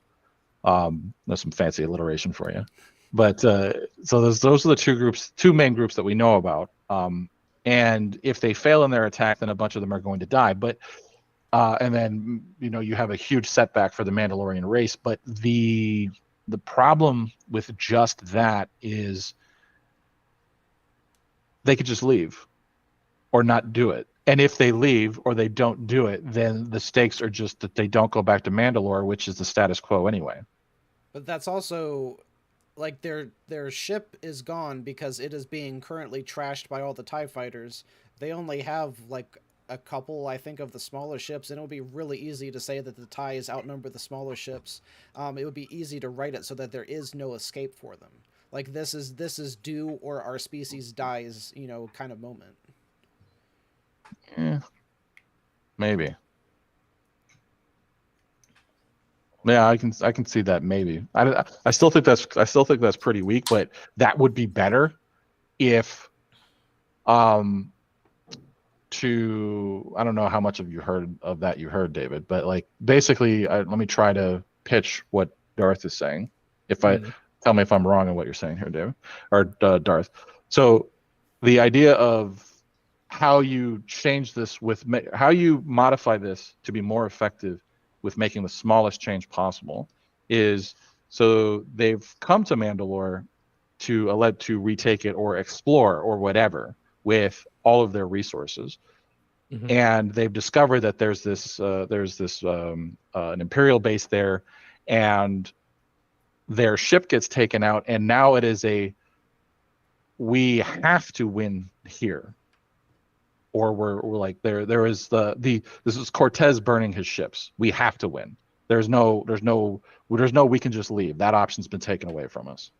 And so that is I think there would be a way to communicate that more effectively in the episode, or I think that would be the easiest change to make to the episode, to add a bit more drama and make me care.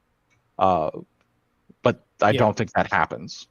I think you're right, Darth, that would be the easiest way to fix that. Well, I was saying that there were two things that would have made this so impactful. One, if they made it much more obvious the number of remaining Mandalorians, so that these are like, this is the entire species there right now. So either they do it or the name Mandalore doesn't exist anymore. And then two, the other stake is, which they don't really focus on enough, in my opinion, is Bo-Katan's character, because like this was her defining moment of leading the entire combined group of them. And she basically fails. Like, she does not defeat the bad guy, which was her entire like leadership journey, was to be the leader that can defeat the bad guy leader. I don't think that's necessary for her journey. Maybe not necessary for her, but that is the other stake, is her entire people surviving, and then her being the leader that helps her entire people survive were the two big stakes. But the battle doesn't play out like those are obvious, I guess. Yeah, I mean, the other thing you can do with her character is, I don't know why they didn't do this actually. They kind of walk around it but never quite get there. Is one of the climactic moments of this episode is she says, I've always Moff Gideon's like, Mandalorians are nothing without your trinkets, and she's like, no, we're stronger together. What you could have done with her character to give this like some more emotional weight is you could have had her throughout the rest of the season constantly, and she does kind of do this, but they don't dwell on it enough, constantly try and do everything by herself. Like, be the leader who is like, no, I will do it. And everyone going, okay, we can help. And she's like, no, I got this. And have little failures along the way and fail to learn the lesson. And then in this climactic moment, learn the big, like, that could have been her need, which is, I'm not just the ruler of Mandalore. I have to rely on these people, which is a little bit what they do a little bit. But you could have used that to kind of amp up the emotional weight of it. I think as far as the ticking clock, or how you make it feel urgent, there's a lot of ways you could do that. I think them not having a way off works. I think the pretty obvious one is this is a sort of a slightly larger change. It's kind of what Rye was saying, which is go back earlier and say, hey, we're going to need to deal with these guys on Mandalore eventually. But the longer we wait, the worse the problem's going to get. Right? We went there and we reconned, and we know they're working on this stuff. And if we don't do something now, it's going to continue to get worse until it's irreversibly worse. And so you have the best of bad choices, which is we either go in there underprepared and undercooked and fail, which is probably what you do the first time. But if we don't go in now, we're fucked. And that's kind of like, then that's where your dramatic tension is like, well, we know there's urgency, because the longer they leave this, the worse it's going to get, and the harder it's going to be to overcome that challenge. You just reminded me, I was just thinking about like different movies where the characters have to go deal with something. And I was thinking of like Guns of Navarone, which is a classic. That if y'all haven't seen it, you should go do that. Guns of Navarone, or it's like even 13 Days, where like you have this sort of here's a thing that we have to deal with, and here's the ticking clock that we have, and then at some point in the story, that ticking clock that we have, it's actually worse. It's they're going to be ready tomorrow as opposed to next week, or they're in the 13 days. I think it's like no, we thought that they were going to be ready in a week, and they're actually ready right now. So yeah, I think that I don't know why that Glamourangi's good. But no, that is the maneuver. It's like we have this plan. Okay, we need to go right now. Like and that's where, I mean, Andor does that toward the end. It's so good. Well, Return of the Jedi with the second Death Star, like they had to go blow it up before it was built enough that it could be actually fully operational. Yeah. And then it's worse because it's actually was fully operational. So that's exactly what you were describing. Talking about ticking clocks and things like that, I want to very quickly just touch on Friday Night Lights again, because they stumbled backwards into the best structure for a TV show ever, which is they play a game of football every 2 weeks. So one episode will be a week is a week when they're going to play a game, and then the next episode is the week between games. And it means that they get to do all of these really clever maneuvers. I mean, the first season, it's literally every episode you're ticking down the days to Friday night. It's really, really clever as far as like structure. But the thing that they get to do with that is it's then the complications along the way, because we know it's always 2 weeks from now. It's like, oh, this person got injured. Oh, that person did something, which means that they can't play, or it's all the interpersonal drama that is affecting the build up to that Friday night. And it means that to use the word we don't like again, it means that the stakes are then what happens if we fail on Friday night. And they also nail that. They have like this built-in ticking clock, and they nail this, which is like people are constantly talking about. They have a local radio station that's always playing in different scenes, and it's always people saying, oh, if Coach Taylor doesn't, play this player first up, the boosters are going to be unhappy, or if he doesn't win this one, then he can kiss his season goodbye, and he better leave Texas. Like, they get to sort of, it's built into the conceit. And I think that's where this episode and season runs into an issue, is the urgency of the conclusion isn't built into the conceit of the season. They should be interrelated. And that way, anytime one of them changes, it impacts the other and creates more urgency. So anytime that the mission changes, that usually impacts the success of that ticking clock when it arrives. But because they're kind of interrelated and they just sort of happen at the end, it kind of feels flat. And I find it really interesting that this whole thing is a topic, because like I thought that for the most part, the choreography in the whole episode, the action was really good. It was really entertaining, except for the Praetorians versus Grogu. But I disagree. That was Rye's favorite part.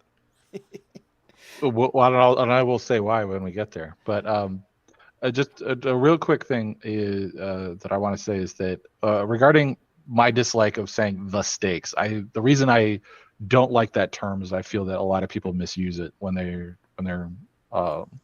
in media criticism. That is my general feeling. So I generally don't like to say the stakes.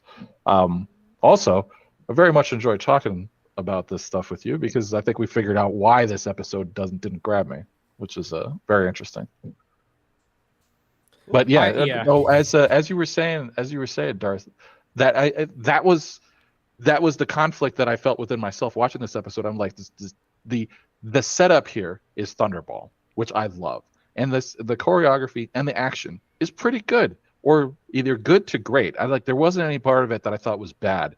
So I was like, that was the conflict that I had in my head of, all this stuff is good. Why don't I care? And I think that we've hit on why that is. And I don't even remember where we are in this episode. I very quickly, the distinction between stakes.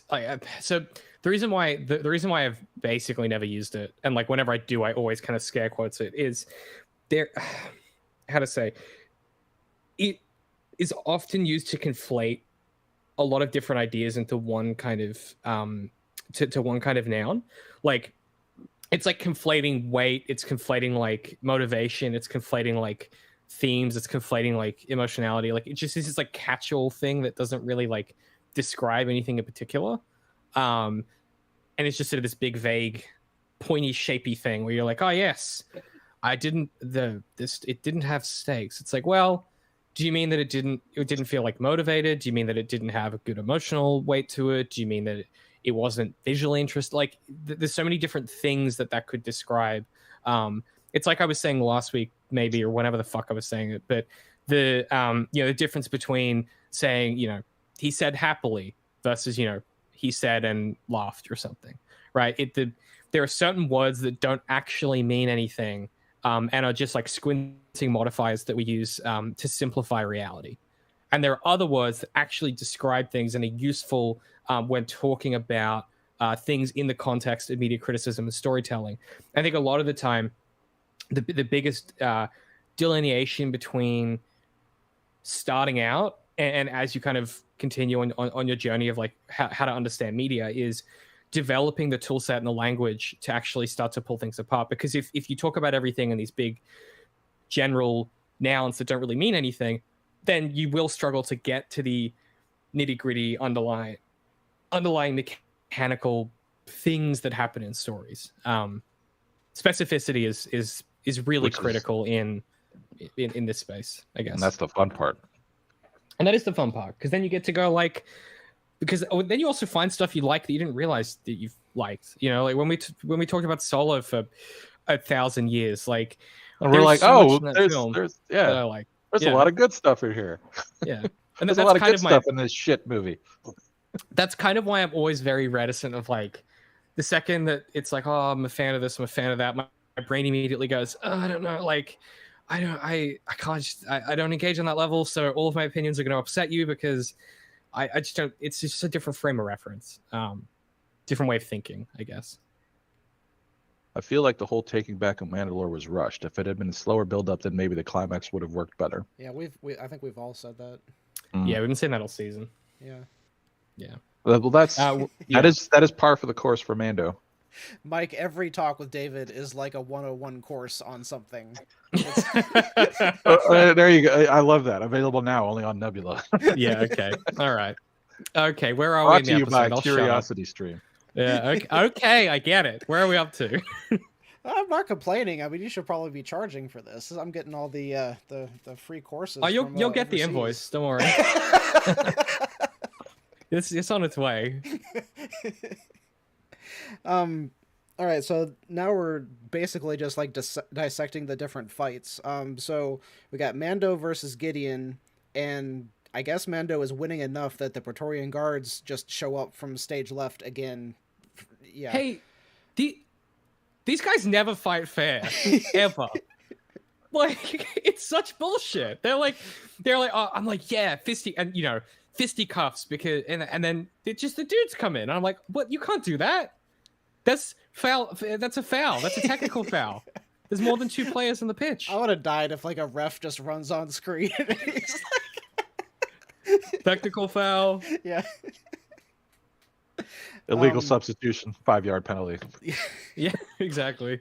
That's more than 21 players on the field. So somehow in the midst of that, Grogu gets separated and he's in a room with the Praetorian Guards themselves, who chase him for some reason. Yeah, I'm well, because he bashes his button and he says no, and then they go after him for some reason. Yeah, well, like they've got Mando on the ropes, but they're like, well, let's not finish him off. Let's go chase the little green dude. Oh yeah, they literally have him. They're like, oh, that's number 368. I don't have that Funko Pop. Let me go get him. They're like, oh, that's that vintage one. It's worth $30. Actually, no, that Funko Pop, Grogu in IG-11, that coming to a Funko Pop near you. I guarantee it. Oh God, jeez. All right, so let's just talk about the Praetorian fight then. So Grogu's locked in a room with the Praetorians. He gets the suit destroyed pretty quickly and instantly. Is then is jumping around on the lighting fixtures up in the ceiling and just avoiding all of the spears, and they're slowly cutting down all of the lighting fixtures so eventually he won't have anything to jump on. And then in the midst of that, Mando gets in there to help him at some point. I don't remember. I guess Bo shows up, says, "I'll take care of Gideon. You go help your baby." Yeah, she's like, "I got this, bro. You go help the kid." Yeah, so then he runs in to help the kid, and then Bo has like the most ineffectual fight I've ever seen, where the awesome sword that beats everything can't touch the awesome spear of destiny. Can I say something that definitely contradicts everything I've ever said about Star Wars? Do you mind? Canceled. Because cancel again for bets. No, when she's squaring up against Gideon, this is the one time in the entirety of Star Wars where I was like, pull out a red lightsaber, fucking do it. Like I was so ready for a lightsaber duel, and then he pulled out his weird baton thing, and I was like, oh. I suddenly understand how fans feel. I was like, okay, well, I was like, this is fine too, but like, it's not what I want. It's the first time he's ever like empathized with us. Look at that. So I should clip this. one of the things that I try to do, I think I've said this before, is I try to avoid spoilers. I try to avoid speculation or deep speculation or getting married to any particular idea of what's going to happen. The way I advised Lewis not to do last episode. But I do want to say that him having put that idea into my head, along with, or her, I don't know, them putting that idea into my head, along with I did see one headline on Reddit, which I didn't read. I forgot that like it had come out at like midnight and people post stuff on Reddit. So like I opened Reddit groggily in the morning, and the very first thing I saw was, oh, I guess Grogu's force training with Luke meant nothing. And I'm like, oh shit, like that's a spoiler for something. And but I didn't read it, but that was a conscious idea that was stuck in my head for when I actually did get to sit down and watch the episode. But I thought I should go back and watch that or look for that article again to find out what that person was talking about, because I was like, he did use the force. Yeah, that's literally what he learned. He learned how to jump with the force. Like that's what he was also like moving stuff around and like doing this and that and other things. And I thought he fought pretty effectively defensively, the way a Jedi is supposed to, I guess, without snapping people in half the way a not Jedi would do. The way that Anakin would do it. Yeah. Well, who said that? It was an Inferno. Can't just snap one of those dudes in half. Jedi can't do that. Or rather, Jedi shouldn't do that. Luke would do that because he does that. Because he, like you were talking about earlier, that Luke sort of walks this line between like the light and the dark, and he shows that in the last episode of Mando season 2 when he gets the very last Dark Trooper. He does like force choke, force crush on him, something. Force crush. It's so cool. Which is not. That's cool. That's from the dark. That's from the darker side of the force. Grogu's going to do that too, though, because he's being raised by Din, who is so hardcore that he'll just shoot you in the face if you're a bad guy. Like, I think he's going to be way off of what we see as, pure Jedi as far as the, morals of just not killing people. But no, my whole problem with that fight was just that the stuff that he did when Mando got in the room was awesome. But that was more effective than what he was doing before Mando got in the room. So when he was alone, they had him act like just a scared kid that was running away instead of using the Force offensively. And he didn't. Or even defensively. Yeah, in any fashion aside from just using it to jump. And it wasn't until like his dad was in the room that he calmed down enough to use it in a better way. I don't know how to think about that scene that makes it make more sense, even though I liked the choreography of throwing a guy against the wall or moving the spear out of the way so he can't reach it. That kind of stuff. The choreography was funny and was good, but Speaking of penalties or throwing flags and stuff, I thought that repeatedly during that fight, where I thought it was just so cheeky that like the guy reaches for like his weapon and Grogu just like moves it like an inch out of like a couple So inches rude. out of it. Like, oh, come on, man. It was So cheap. rude. That's cheap. Yeah. Like, I've been watching a lot of, for whatever reason, I've been watching a lot of Rust videos again, and it's just the trash talking when people get like knocked down is like, I felt like you could overlay some trash talking from these Rust videos into that fight sequence and it would fit perfectly. It's like, you're so cheap, man. You're such garbage. Just uninstall the game.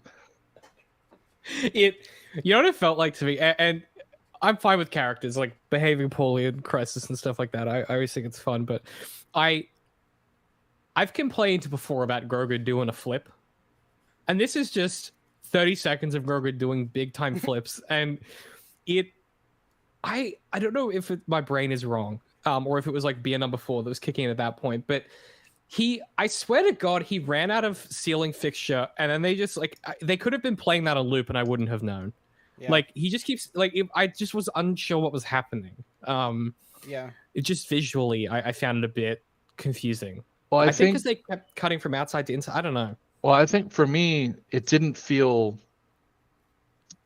I think maybe why it didn't bother me was that I didn't feel that the time where he was doing that versus when he's using the Force when like Mando shows up, like was to such an extent that it was noticeable to me.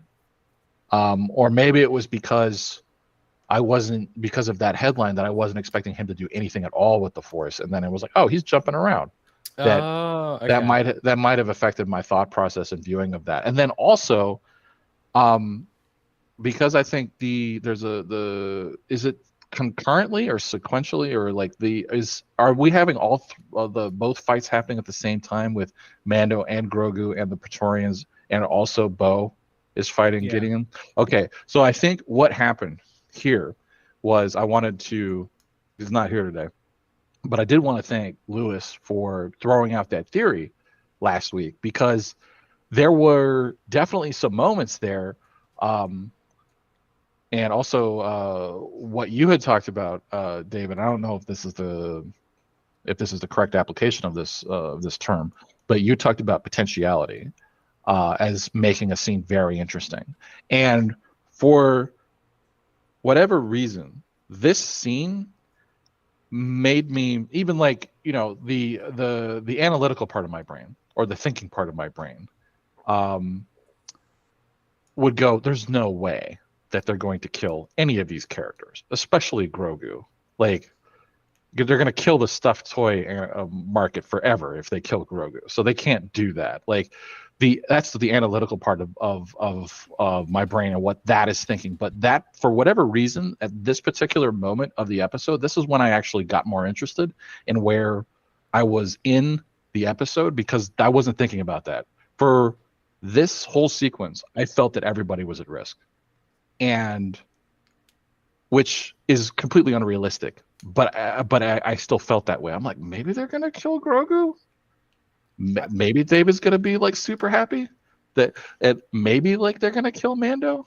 Maybe Bo's gonna die. Lewis is gonna be right. Like I felt everybody was at risk. I thought Bo was. I think I messaged all about it. Yeah, I agree with that. I do just want to say for the record, I don't advocate killing kids. I just think it would be funny if they killed this kid. Okay, wait. I gotta write down the time code so I can clip that. Well, he's 52. Okay? What was I gonna say? Sorry. That's such a stupid joke. What am I doing? Yes, I agree. So when Mando came into the room, that like when he comes into the room with Grogu, that for me was when I locked in and I was like, oh shit. And I had that same feeling of like they could kill any of these people.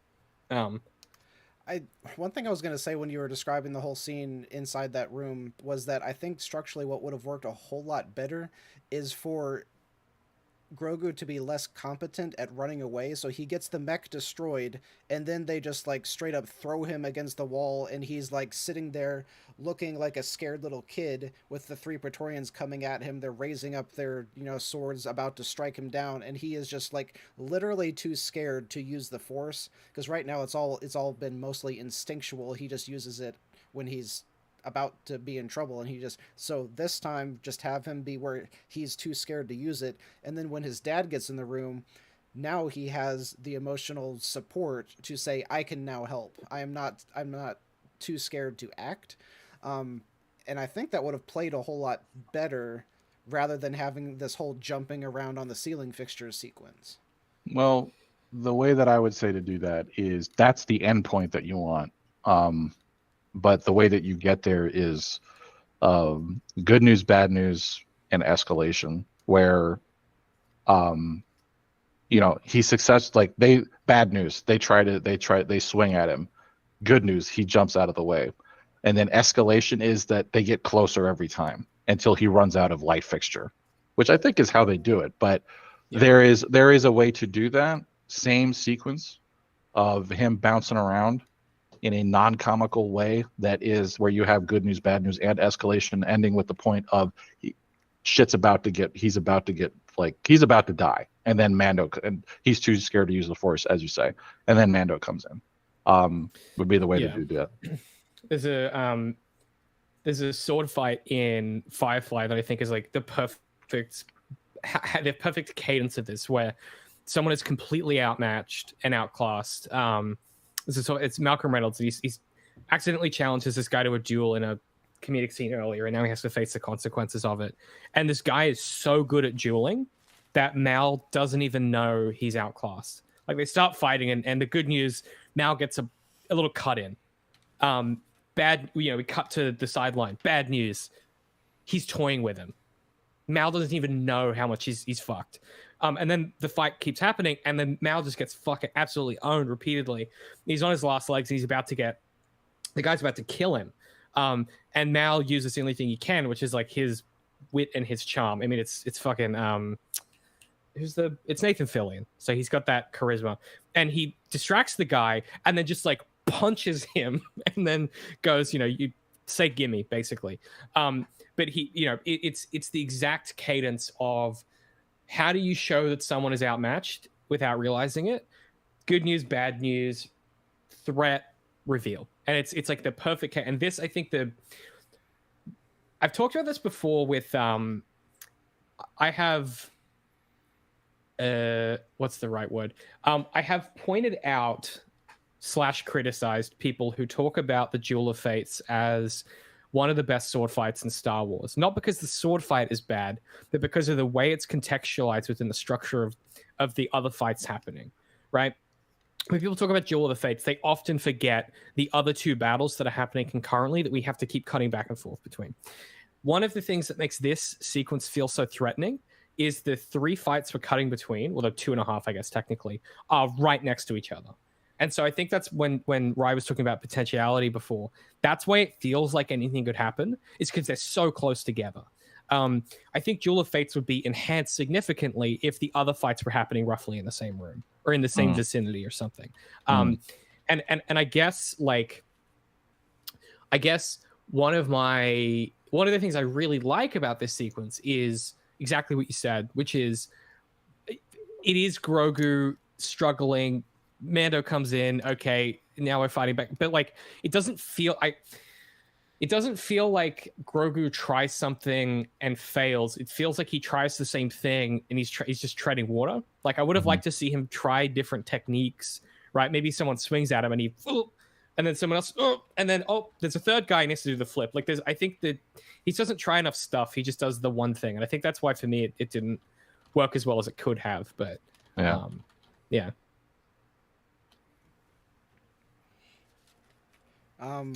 Okay. So where are we? So we're in the fights, and he kills all the Praetorians, right?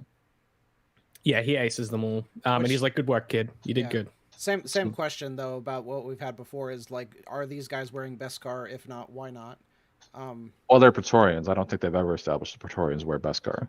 Yeah, but still, like, why not? Yeah, like they are. It's a good question. Yeah, it's a good question. They are literally only there to protect Gideon. If he wants to be protected, why not give them impenetrable armor? Anyway, no one has an answer. Yeah, that's one of those like questions for another day, kind of like, you know, it's one of those like a problem that's it's an issue that's not a problem. If that makes sense. I love that. Yeah. Yeah. Yeah. There were several of those that I've had where I was like, yeah, I clocked it as an issue, but I'm okay with it. Yeah. Mic Drop has a thing. We skipped over it, but I really liked how they kept showing Mando fighting to get into the room with Grogu, spelled interestingly, and Gideon kept trying to drag him back, and Mando could not have cared less about Gideon. Yeah, really, really, really clever action choreography there. I like the multiple things he tries. It's very good. And then obviously Bo-Katan comes in and it's the relief picture in that sequence. But yeah, it's very. I also like the idea that like something I noted in this is everyone else, all the bad guys, have all of the Mando tools this episode, and Mando has none of them. And it creates a really cool texture here where like he doesn't have his arm grapple hook, he doesn't have his flamethrower, he doesn't have his fucking billion little missile thing. Like he's just there's something about like the taking away the tool set that makes this work even better, where it's like he can't just flip a switch and get out of it. He has to really just brute force all these situations. I think it really enhances that that feeling of desperation and like just the thing that Mando is, which is he's a heavy, right? We've said this before. He's a big, dumb, strong guy, and he is left with his basic tools, which is like his willpower, his tactical sense, and how strong he is. And we see all of that on display in this like microcosm. Well, that's a pretty common, storytelling. I don't want to say trope, but something that they use, like the episode of Clone Wars where Anakin just for some reason gives his lightsaber to Padme, and then he doesn't have it when the bad guys show up.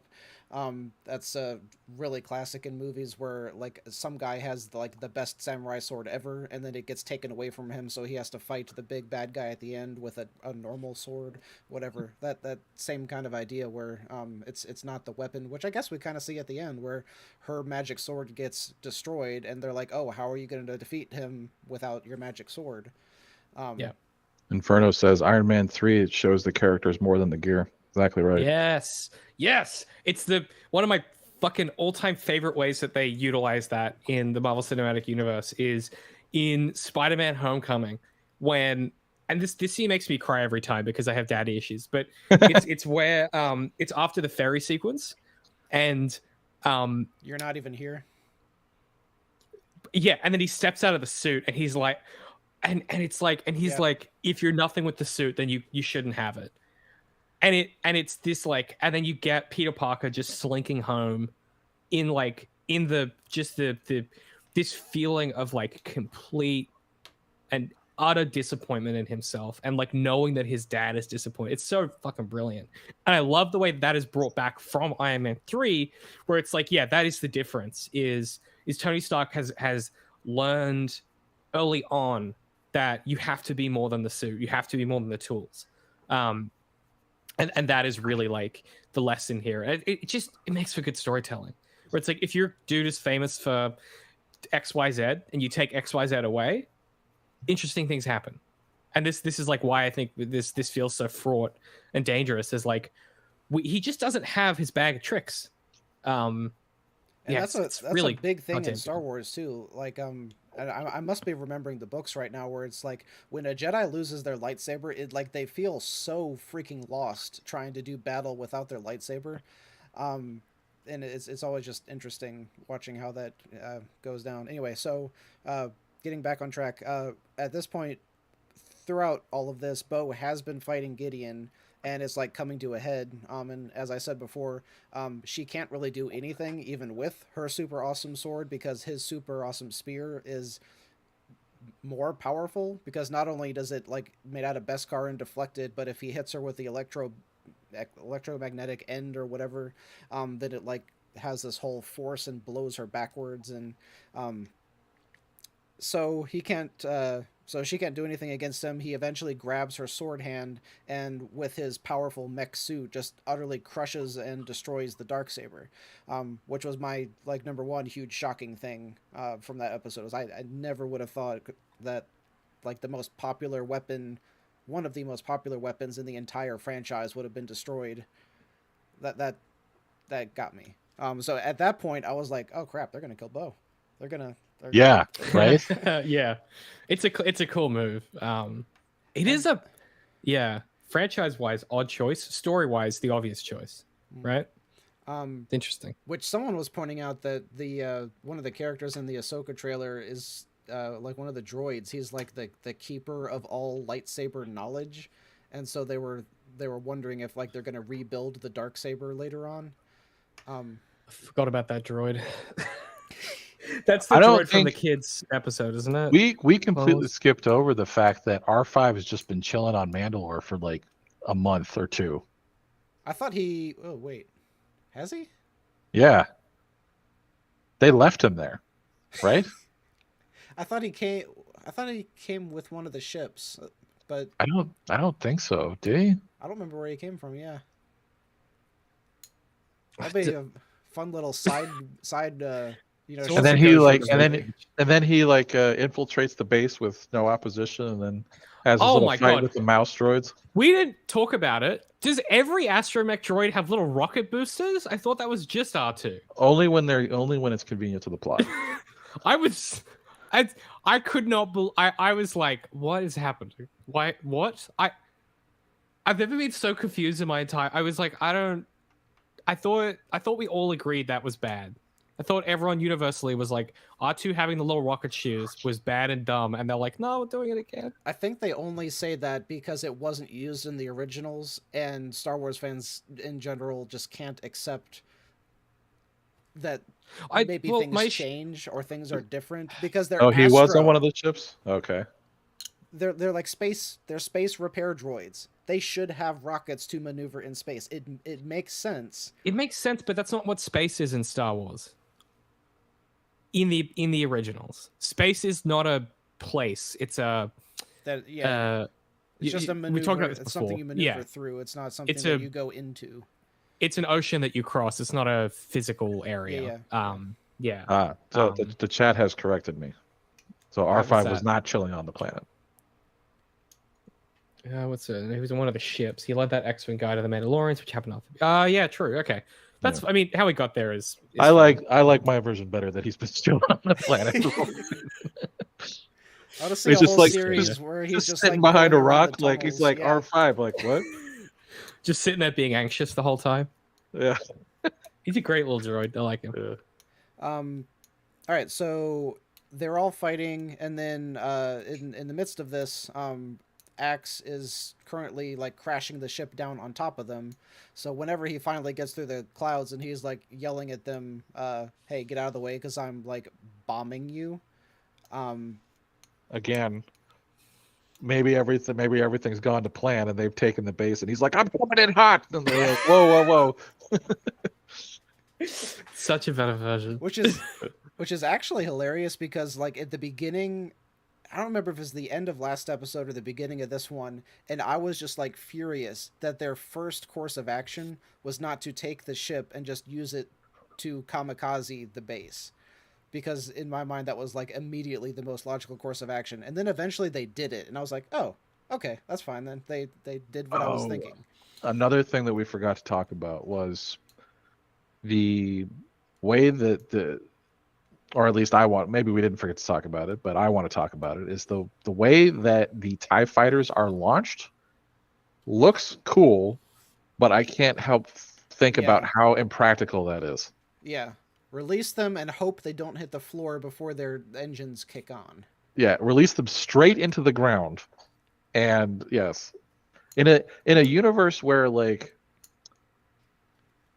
I don't know. I want to say like repulsor jets like exist or whatever. Like just have them.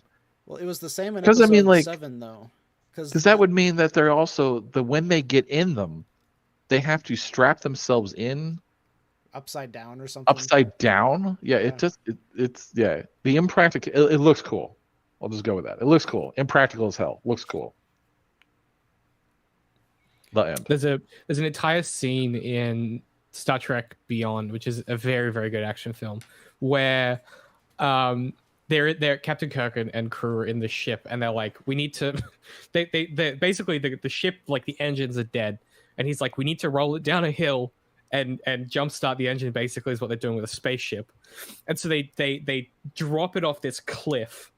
And it's like, and then the last second the engines come in and they do it. But it's like it's the entire tension of like a 40-minute sequence to get there. And I love that in this they're like, yeah, starfighters can just do whatever. It's a very different approach to like what this stuff is conceptually. It is cool looking. It was also an interesting visual because like they're in a cave, so it was like a visual of bats hanging from the ceiling. Mm-hmm. Yeah, I did think that. Cool look, impractical, but cool. Yeah. Rule of cool. Rule of cool, baby. So you got Mando and Bo, who are both fighting Gideon. For some reason, he either gets his helmet knocked off or he takes it off, and but he's like close to the edge, and this is when the plane or the huge ship is like crashing down actively through the through the cavern, and this is the point where I would have bet all of my money that Bo was about to run at him because they couldn't beat him. Like they were holding their own with two of them, but they straight up could not beat him. And he had already broken her saber, so they had nothing that could deflect his spear of destiny. So I thought she was going to tackle him into the cavern as the ship crashed on top of them, and that was going to be her quote unquote death. That may or may not end up being permanent depending on how Disney judged fans' reactions to her quote-unquote death. Interesting. That is not at all what happened, but that's interesting because I had the opposite reaction where as this sequence was playing out, I heard Rye in my head say, Din and Bo-Katan have to be mom and dad, and I was like, oh, they're gonna go be mom and dad and protect him. Like, I literally heard Rye say that in my head, and then they did it. And I was like, crumbs. No crumbs, baby. And so I see what you're saying. It's funny that my brain went the other direction. Yeah. It also, I think at that point, he had his helmet on. He has his helmet off when Din first comes out of the room with Grogu, and then he puts it back on at some point. He had it off when the plane went down and the fire explosion happened, because that was my one argument for why he might... Did he? I thought he... I would put money on. Let me. I have to pull this up now. Yeah, I don't think that's true. I could be wrong. Let's go to the replay. Let's go to the tape. I've never been wrong before, but we'll see. Let's see. Right. Chapter 24. This is the research portion of the episode, but not Funko Pop related. Let's see. Oops, I've gone all the way to the credits. No, he's got the helmet on. Oh, does he? Yeah. I remember the imagery, him doing this, as the flames, and it's odd when I saw it, because I had a vivid memory of me thinking his helmet's off, so he had to die. If his helmet was still on, then I could see him surviving it. I guess regardless, we have seen multiple times, and even in the fight with him, he like barbecues Mando using his flamethrower, and Mando is like fine. And we've seen that several times where they use their flamethrowers against other Mandalorians and everybody is fine. So he also has the super awesome Beskar armor. So assuming his helmet is on, his face and his lungs don't get barbecued, then he should be able to survive that. As long as he's sealed up, he should be fine. Yeah. Although he may be lost like on foot down in the mines of Moria forever and having to deal with the Balrog.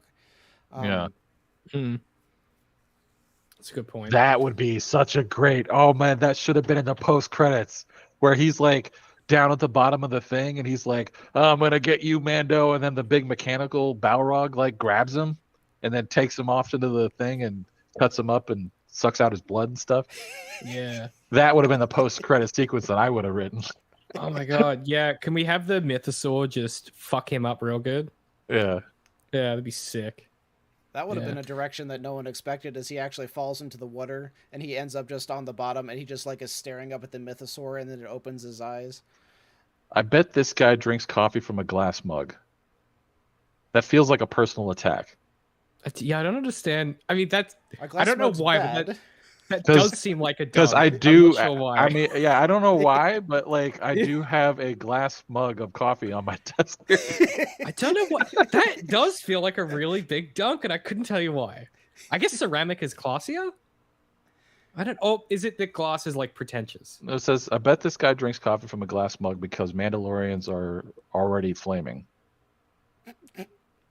What? I don't get it. I'm confused. Are they related sentences?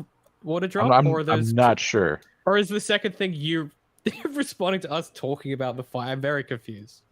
I drink out of ceramic mugs. I'll have you know. Thank you very much. I have both. That's just currently the one I have is glass.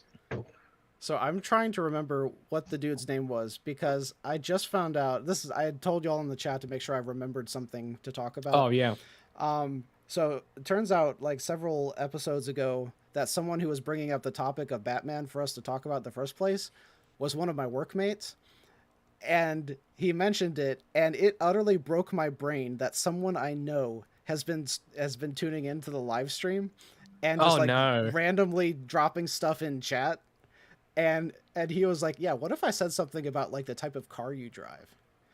And I was like, I would have gotten up and just walked away at that point. Really put you on blast. Yeah.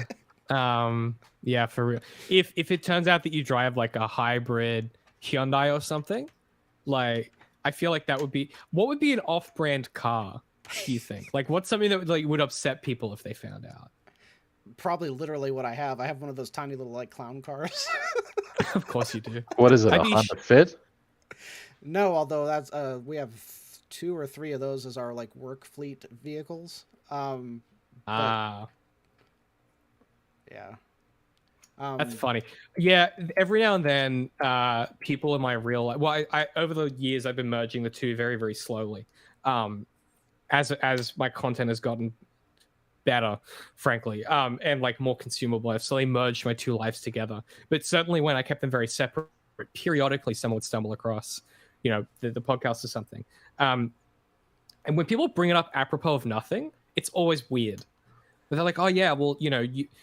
Oftentimes people say, "Oh, you said this about this film," and I go, "I don't remember saying that at all." And they're like, "Oh, here's you saying it," and you're like, "Oh, that is me saying that." Yeah. But, a Chevy Corolla would be really off-brand because Chevy doesn't make the Corolla. Oh, got him. I do drive a Corolla. I drive a. I think you're thinking of the Impala, or what's their steerage class car that Chevy makes? Chevy. I don't really have Chevy here. Y'all have Ford, right? Yeah. We have Ford. Oh, interesting. A lot of these Chevys are real ugly.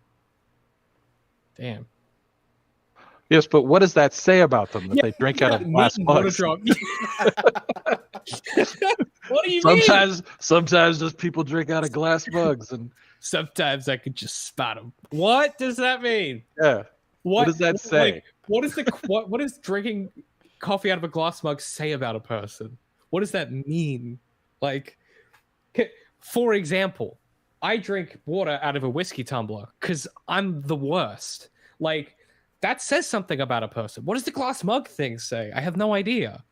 I don't understand. I would love it if this is my workmate and like he literally does not mean anything by it and he's just riling everyone up. Some people walk around like Sith Lords regardless of if they are one or not. Oh, so it's bad. Okay. Right. Are you trying to say Sith Lords are bad? People that drink coffee out of glass mugs, they walk among us. It feels like a supervillain thing to do. I do have a terrible story about why my dad does not use glass mugs. No. Because why is it odd? What's wrong with a glass mug? Bro, I totally agree. I like the way that's phrased. Well, for one, I think we could all agree. No, we can't. Incredibly odd. It's the matter of factness. That's funny. Sorry, tell your story, Doug. Oh yeah, at some point, like earlier on, when my parents were dating, and they realized when they were over, like with her folks for dinner, and it was like I think it was like the meet the parents situation, and Dad was like drinking out of a glass cup, and apparently our genetic line just needs to be put down because when he drinks he like chews, so he like just bit straight through the glass. Oh, I felt that. Oh man. Oh. That wasn't even a pun, and David's like in pain. Yeah. It sucks to hear. Yeah. It just sucks to hear. Also, at that point, you're not drinking, are you? Because that's not what drinking means. And I realized that I do the same thing. Like I have these what? No. What are you talking about? No, Explain yourself. So like if it's like a one of those like meal replacement shakes or something where it's like a thick liquid, I realize when I'm drinking that like I'm actually chewing, and I don't know why because it's still a liquid. But I realize I do it too. So yeah, our whole family is just weird. Do we need to call somebody? Probably. Yeah. Like what is that? I'm unable to process this information. Where are we in this episode, by the way? The glass mug section is the glass mug part of it after the Funko Pop part of it. I think everyone goes up in flames, and Grogu does Grogu does the video game like force field spell and protects everybody from the flames, and it's sick. And Bo-Katan and Mando are there, and their mom and dad, and it's just they hold it the perfect amount of time. This little sequence runs. I'm totally blanking on the Rebels guy, his name right now. I've known it the whole week, but I'm blanking on it. He does the same thing. Kanan, yes, he does the same thing with the. Only he's standing on top of a giant gas tank, so it doesn't really work out for him. But yeah, it's still sick. Look, it's a cool moment. And this is an established force power to block flames. Was it blocking flames, or is it just doing push? It's just push. Yeah. Just holding them back. That's something that I've talked about in a couple of videos, and in the Kylo one that I'm working on right now, is that so many of these force powers are just derived from other force powers, and it's not like they're inventing new stuff. It's just that they're figuring out how to use the existing thing in a new way. Yeah, just an extrapolation. Yeah. Yeah, and I love the idea that like this is not force protection. Like it's not a bubble that he's creating or something like that. It's just he's just pushing. He's just pushing the fire away. It's not bringing somebody back from the dead. Yeah, that's what I forgot to talk about. Someone in the chat mentioned that, and I was like, yeah, I forgot that Grogu could heal. That was like a big point in an earlier episode, and the writers forgot that he could heal too, because they've never had him heal anyone else again since that one time. Well, he does when he's in the mech, he sprays Mando with the prismatic spray, like a healing. Yeah, but he can use the force to heal him. He doesn't need to put on a Band-Aid. If you had a machine that could do it for you, or it could come or you had to expend energy to do it, you're gonna let the machine do it. Okay, that's called modern convenience stuff. All right, that's the advance of technology. I want to argue with you, but I can't. Yeah, because it's bulletproof logic. That's why you can't. Okay, because listen. I can push this button, I can push this button, or I can exhaust myself. I'm going to push the button. Correct. Fair. Exactly right. So moving on to that, they go down. I don't know why this is the first thing that they do, but they go down to the living waters and they're like baptizing the kid. It's not the okay. This isn't literally the first thing they do. Clearly, they put banners up. Like there's clearly supposed to be. There's an implied time jump here. There's some interior decoration happening. Yeah, like so the first thing they do is they do the interior decoration. Okay, they decorate first, and then they go down to the living waters. It's actually way funnier. They walk off the battlefield. First order of business: baptize the kids. Yeah. Yes, I assume there was some time that passed between those two events. It's like, have we actually cleared out the base yet? Never mind that. Ragnar's got to go in the water. He's got to get that kid wet. Dunk him. Yeah, which is an interesting point. Because when I first watched it, I didn't click how much time might have passed. Because they would have left the kids somewhere else, right? Or did all of the kids? Hopefully. Were they all up in the ship? Did they all evacuate out of the main ship, and did they all jump out into outer space with the kids too? Yeah, well, I know the answer to this because remember, they're like, hey, we need to go take back Mandalore. Who's fucking coming with me? And not everyone goes. Some people stay behind and look after the kids. You know, we get that whole dramatic sequence where they all stand up. So we would have had the I would have. time, yeah. I would have rewritten that sequence of Axis crashing down and he like blows a hole in the side of the ship and he like jets out the side. Meanwhile, Ragnar is standing there in the background like, oh fuck.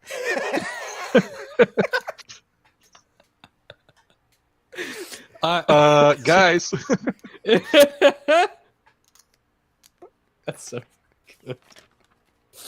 It's good. But yes. So they baptize Vizsla's kid, and then they baptize Grogu. Well, he adopts Grogu. He adopts Grogu because you can't because he's still a foundling or whatever. So he's like, well, if he's my son, I like the weird little logic puzzle they play, where she's like, well, if he can't speak, he can't take the vow. And Mando's like, well, yeah, but what if his parents spoke for him? And she's like, well, yeah, but his parents aren't here. We don't know if they're alive or dead. He's like, yeah, but what if I adopted him? And she's like, well, I guess. Well, that's going to be quite a bit of paperwork, and you got to do some background checks, and that's like a $10,000 fee. And the Ministry of Adoption and Child Protective Services isn't even open yet. Like, we've hung the banners. We haven't opened Child Protective Services yet. We don't have any civil services yet. We don't have plumbing. We don't have power. Okay, and you're trying to backlog of red tape. I mean, it's going to be a bit. No one's done paperwork here since the fall of Mandalore. There's going to be a lot of work to get through. We don't even have paper. It's Star Wars. We don't even have paper. Shit, we have to invent paper. No, the funniest part about this is, so I didn't realize this. And is this a reveal? I guess it's not a reveal. But I also found it confusing because Din Djarin is Mando's name, and Grogu becomes Din Grogu, despite the fact that Vizsla is Pab's last name and Pre-Vizsla is his dad. And I was like, is this just... Is that because of where Din's from? Is that how all Mandalorian naming works? I was very confused. Yeah. Yeah, because she's Bo-Katan Kryze, right? Yeah, and from the House of Kryze, but then he's got like the backwards suffix. I don't understand. Well, it could be the way that I think you explain that is just, it's a planet full of people, or it was, and they have different cultures and tribes. Naming conventions. Yeah. It'd be the way that you retcon that problem. Unforced error again. It was just, I just found it odd. And I was like, oh, okay, all right. Well, Din Grogu actually sounds a lot better than Grogu Djarin. Anything sounds better than anything Djarin. It's an unfortunate last name. Yeah, you're right. Din Grogu does sound weird. I bet you that they had those on the whiteboard. They were like in the writer's room, and they're like, ooh, Grogu Djarin. Can't believe you over here name shaming. I bet you drink out of glass mugs. Bruh, I don't understand what's happening with this glass mug sentiment right now. Like, I'll be real. I feel personally attacked. I bet if you looked at the Metachlorian count of people who use glass mugs, you wouldn't be surprised. It'd be like, so right, much shade. All right, so it'd be like, all right, so that this wet water drop guy, you know what? They seem like somebody who would use an air fryer. Ooh. And we all know what about people that use air fryers. Ooh. Well, yeah, because they won't shut the fuck up about it. They'll tell you about it. Don't you worry about that. Oh my god! Have you ever tried one though? Yes, they are amazing. They're pretty good. All right. So there's a particular fast food place in the States here that makes incredible French fries. Like, I don't know what they do, but they basically base them in crack. They're so good. And the other day I was at like one of our mega stores or whatever, and I found like a bag of they're like our famous fries, and I was like, I picked up the bag, I turned it over, can put it in an air fryer. I'm like, hell yeah! And it's only like 2% off the real thing. It's very close. They are excellent. One of the unfortunate things about he only uses a pressure cooker. See, he's a pressure cooker kind of person. We all know about them. That's so good. I lose pressure. I'm gonna use that. That's fucking funny. That's such a weird. One of the unfortunate things about living on a different planet that is Australia is there like the food. I don't know how to explain this. Australia is very Asian influenced with our food. Like 90% of the food you're gonna get is Chinese, Thai, Indian, things like that. You're very rarely getting outside of the big chains or like pub food. So we have a lot of pub food, like go to a pub, get a burger, get some chips or whatever. We just like don't really have big fast food franchises outside of we got like KFC, McDonald's obviously, and Hungry Jack's, which is Burger King. But like there's no like, oh, if you want a good, you don't want like a primo burger. We don't really have that. We have like grilled, but that's kind of shit. What we do have is a burger joint that started as a van. So it was a food van in Noosa, which I grew up with as a kid when we used to go trips to Noosa's like by the beach. You go there and it was Betty's Burgers was the name of the van, and you go there and you'd get a burger, and they were like rolled chuck burgers on a flat grill. So good, really really good fries. And they eventually opened an actual shop, and now that's a franchise, and so it's like an Australian one. They do the best fries I've ever had in my entire life. But they're like $12 Australian dollars, so like $6 or $7 US or something. They're expensive. But it's the kind of thing where like when you got some more coin, you got a little extra coin in your pocket, that's what you're spending it on. But I mean, that's just for the fries? Yeah, they're expensive. Like, but you get a lot. Like so that's like a large. There's a place over here called Five Guys that makes an overly priced burger. That is pretty good, but it is overly priced. But when one of their trademark things is that they'll give you a mountain of fries, like you get a sack of fries, like 5 from potatoes them. worth. Like they're like, do you want a small or a large? I'm like, I'll take a small. It's like, all right, here's 10 pounds of potatoes. You want seasoning that's on very that? American. Yeah. Yeah. Just to be like, no, their thing is like, so they'll put they give it, it's like this brown paper bag, so it's definitely going to show the grease. But like they put the burger in there, well, like the wrapped up burger. They put like a little drink cup that is like full of fries in there, and then they will take another scoop of fries and dump it in the bag. Do you guys have like fish and chip? I guess maybe you don't, but like, do you guys have like fish and chip places? Maybe not in the same way we do, but like fish and chip places are great because you'll go in and get like a burger or something. You get a burger and a small fries, and they'll hand you a thing wrapped in newspaper or butcher's paper. They'll just hand you a giant package, and you go to the park like by the water or whatever, and you open it, and it's a burger, and you get a small fries, and it's like half a kilogram of chips. Like, and you always have too many chips. It doesn't matter how much you're buying, you always have too many chips. It's like the best thing about fish and chip places. Very English actually, but has made its way over here. And I was explaining this to another American person I know, who I think just moved to Canada or something. And apparently Canada has places like this, but America just like doesn't. Like just like the classic fish and chip joint, which is unfortunate. Never really caught on here. No, we do burgers and fries. We don't do fish and chips. Yeah. Fast food fish is not really a thing. Like we have Long John Silver's, but I don't even know if that's actually fish. And it's rare to see those these days. I haven't seen Captain outside D's of fast, but I don't know if they're still in business. Outside of the fillet of fish or like Burger King's fish sandwich, there's not really any sort of like fast food fish. Don't be ordering fish at a fast food place. That can't be good for you. I mean, I guess it makes sense in Australia because like 90% of the population is on the coast, so it's pretty easy to get fish, like just geographically.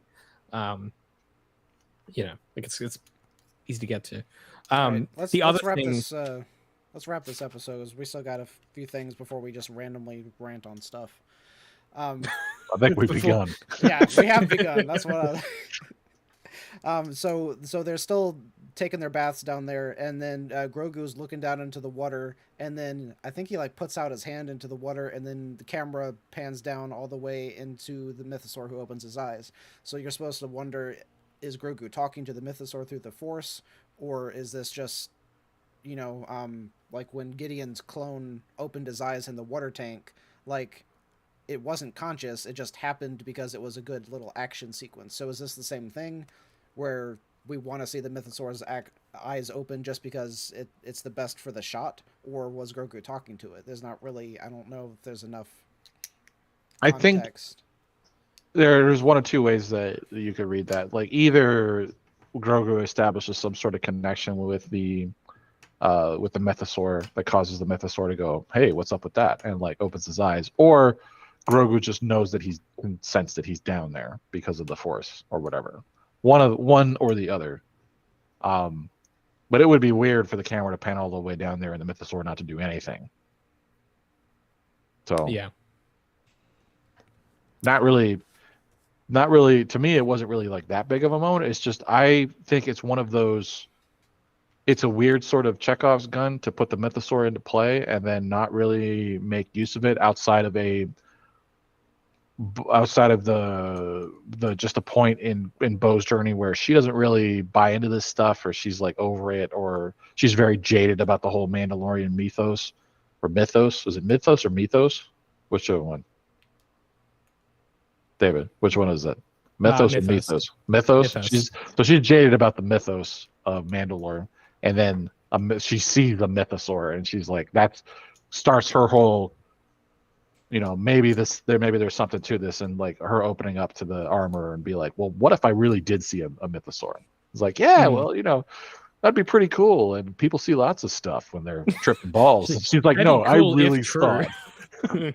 Speaking of setting up stuff that doesn't pay off, someone in chat earlier had said when Grogu was getting attacked by the Pratorean Guard that he's like literally has a Beskar breastplate now, so he could like tank a hit, and they like forgot that he's wearing armor. Because I think if the writers had remembered, then they would have utilized that armor in some fashion. It's like Frodo getting stabbed in the with the mithril. Yeah. Or mithril. Which is still such an impactful scene. Going back and watching it, like he's gonna live, but it's shot so well. It's the way that everyone reacts to it is so well done. Yeah, the pain on Strider's face when he looks at him, he's like, "Oh, poor little guy." And Merry and Pippin just go off. They just lose it. They just Lord of the Rings are good films. Is it Merry? God, I was so pissed at that you fool of a toque. God, I hated that guy so much. That's Merry, yeah. So good. It's even better in the books as well when you know the background of his family. Oh, so funny. All right, Lord of the Rings, hot take, good. After that, they kind of like fast forward. I'm not sure how far. But they go back to the bar. They meet up with the New Republic pilot and offer to be like bounty hunters for the New Republic, but they have to like work in secret. They can't be directly hired. I'm not sure how this dude is going to have the money to pay them because he has to clear all of this red tape to do anything. So that was like one of the practical things that had me kind of questioning their whole plan. But they are like super overtly transitioning Din back to what he was at the very beginning of being just a bounty hunter doing bounty hunter missions and going away from the whole massive galactic wide stuff. Then part of that was that they see another IG-88 head up on the shelf, and he's basically like, I'll do the first job for free, steal this head from the shopkeeper and give it to me, and then I'll do this job for you. I still think that was hilarious that his conditions were something that the pilot didn't even own. Well, I didn't think it was a shop. This is like the officers' club.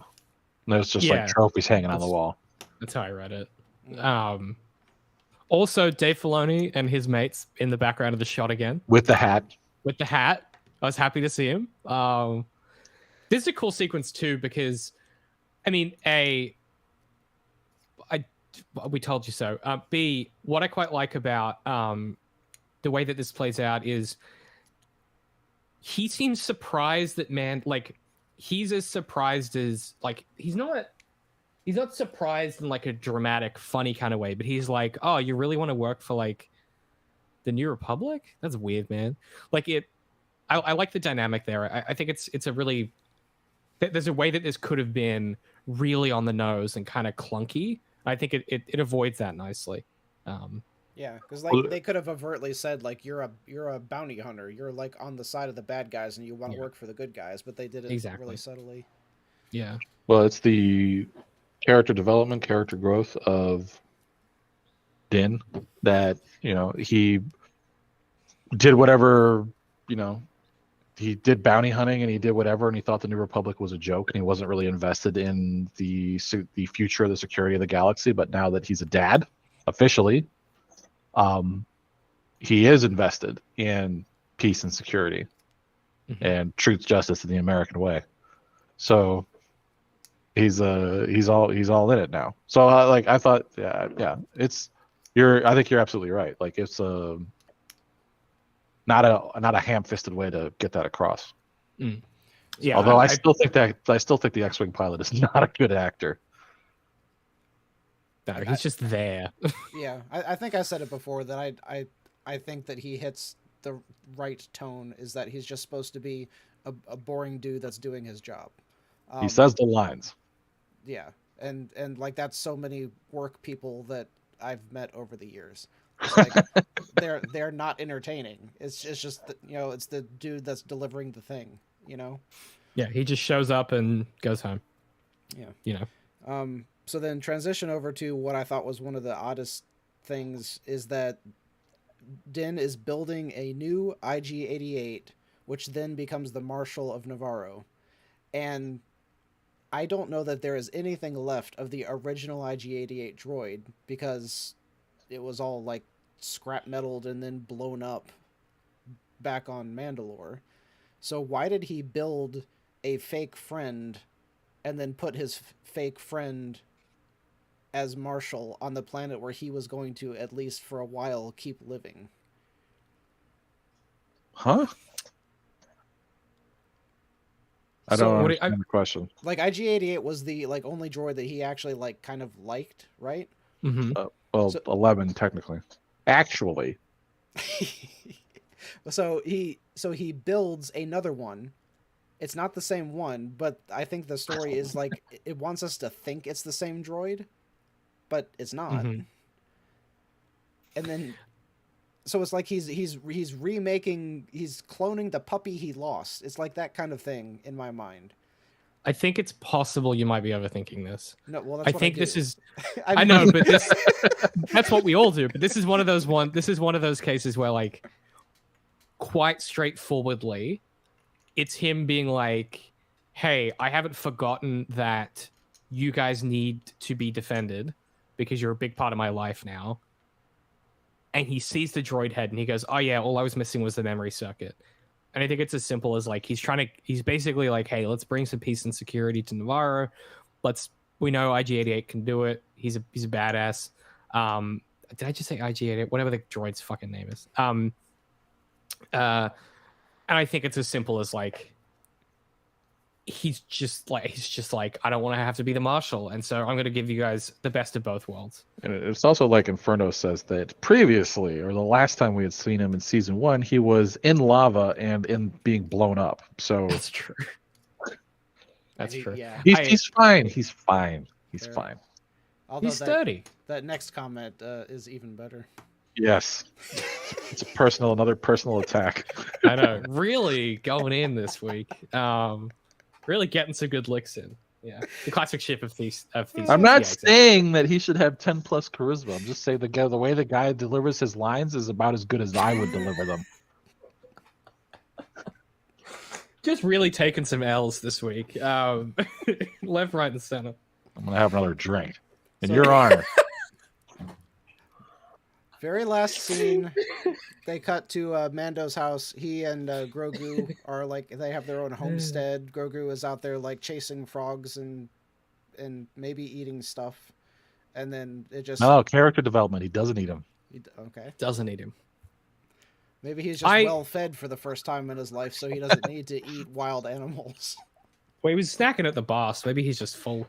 Look, I'll be honest.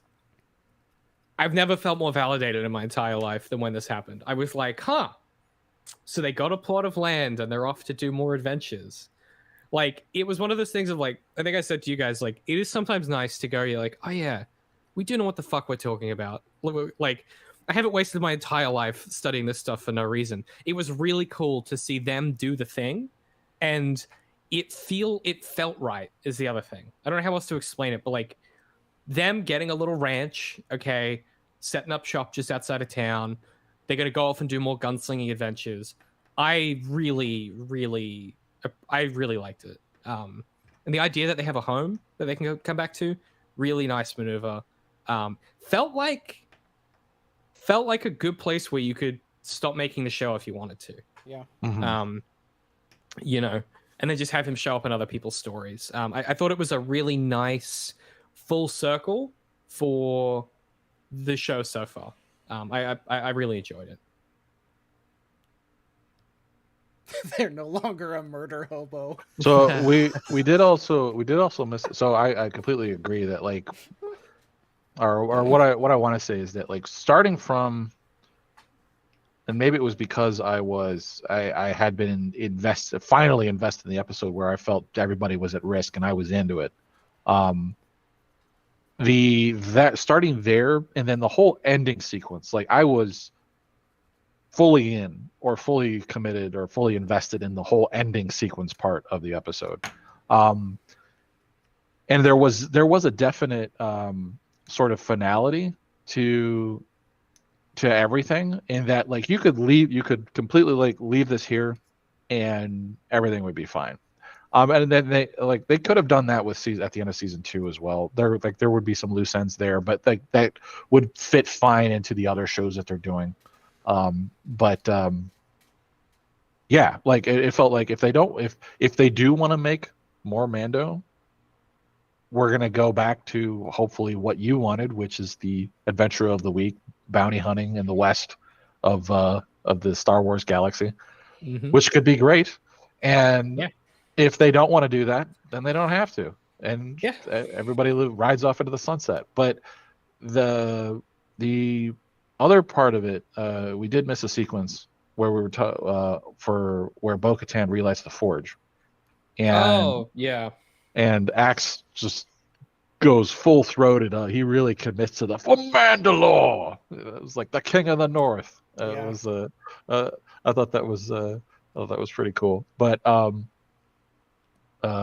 was I going with that? I thought it was interesting, or something that maybe they should have touched on. Maybe they didn't need to, but maybe they should have made it a little bit more of a big deal of how she doesn't have the Darksaber anymore. Yeah, definitely. But that, like, you could have had like a line from the armor, like, we needed the lightsaber to bring us together, but you don't need that to be the ruler, or something like that, or because, you know, do you know what I mean? Like, it felt like something was missing there, some sort of acknowledgement.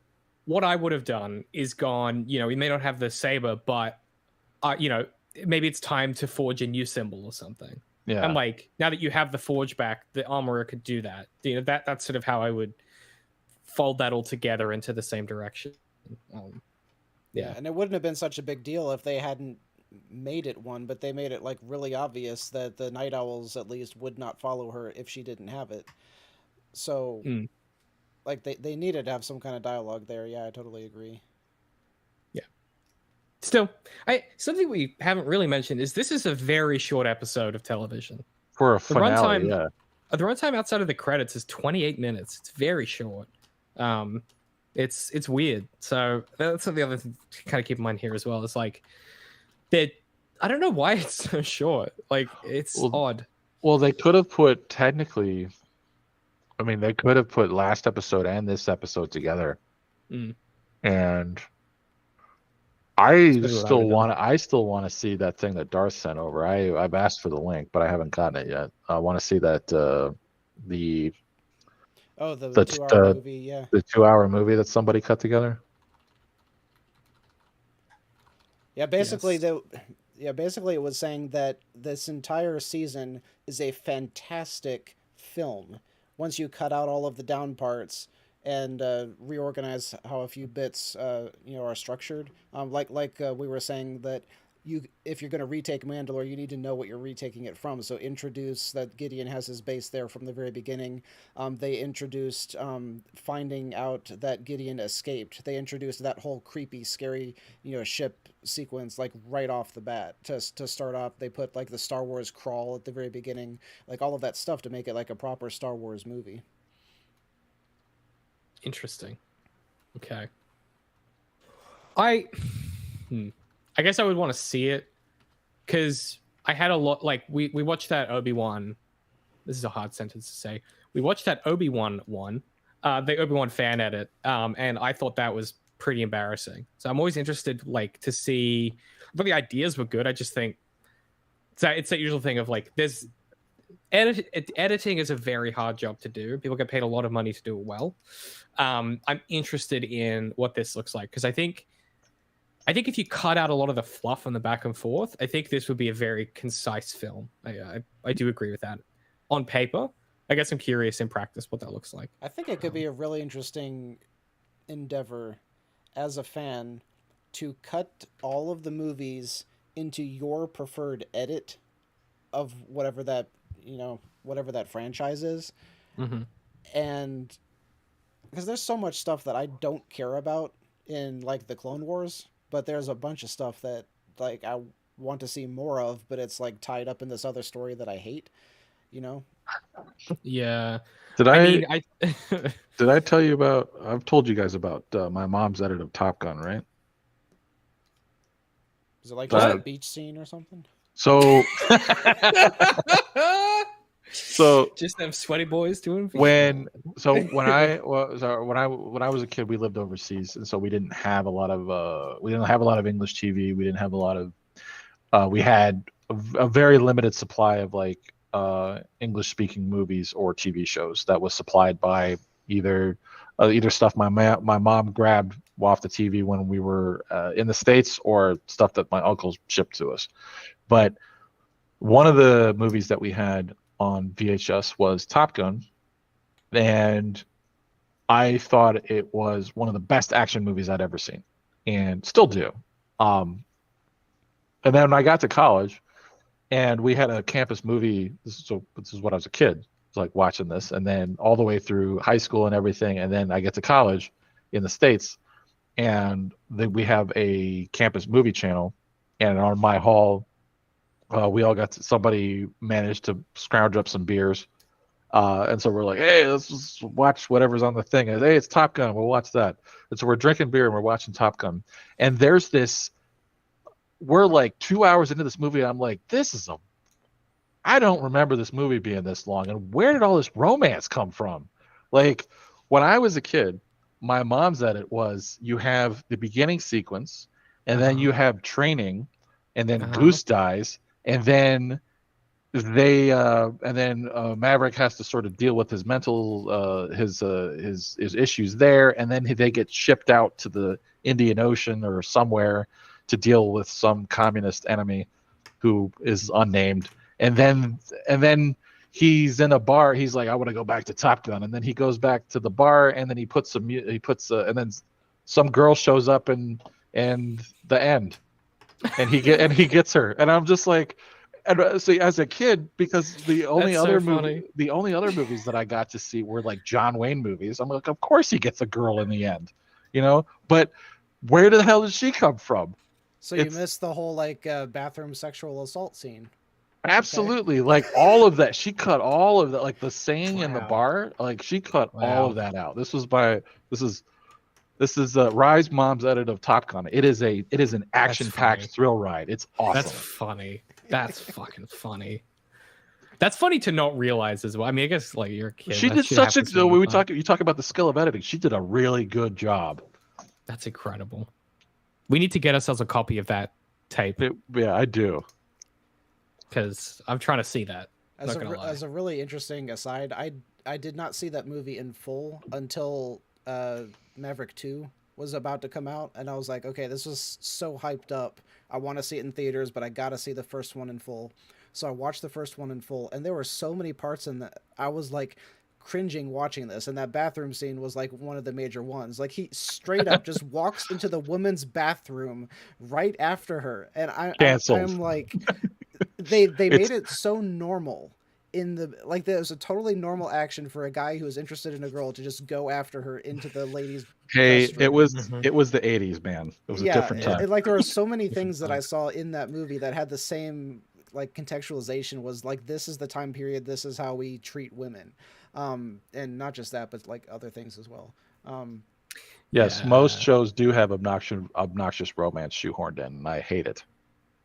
See, I conversely, if it's done well, think it's the best part about it. Oh, if it's done well, yes. It's just rarely done well. Yeah. Also, I think remember a cliche done well is not a cliche. Cliche done well is a good. I was trying to think if there's like a rhyme, like a. I got nothing. A cliche done well has cachet. I don't. That doesn't work. It doesn't work, but it's close to something, which is more than I have. I don't know where I was going with that. I was going to ask a question and it's gone. No, I can't remember. Bottom line, I really liked the whole ending sequence of everything.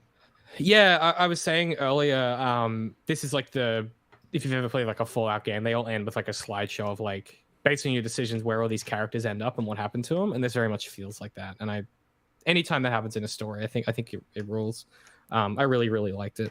I would have rather seen more from the Mandalorians specifically, because I would assume that they're still living on Navarro, because like their home planet is like a waste world still. Like it doesn't have nuclear fallout, but it's like one step above not having nuclear fallout, you know? So yeah, they can be working on rebuilding it, but it's going to take like hundreds of years to rebuild their entire cities and all this stuff, and they've only got like 30 people. So it kind of circled back to that, that same question of where are they living, what are they eating, how are they earning money to rebuild this entire planet? I should think that they're going to be part of the same thing that Din is doing. They're like, we got to go do some bounty hunting. We got to make some money to rebuild our whole planet. How are we going to do that? So yeah, the ending felt great for how it was structured, but it also left me with a bunch of questions as like, what are they going to do? Din's was answered, Grogu's was answered, but then the rest of them is like, what are they going to do moving forward? See, that's interesting, because I didn't even think about it. To be fair, I didn't until right now. That was a right now realization. No, I get it. You didn't think about what the Mandos are gonna do? Yeah. Yeah, I was like, that's well. Now they get it's like the end of the South Park World of Warcraft episode. Now they get to play the game.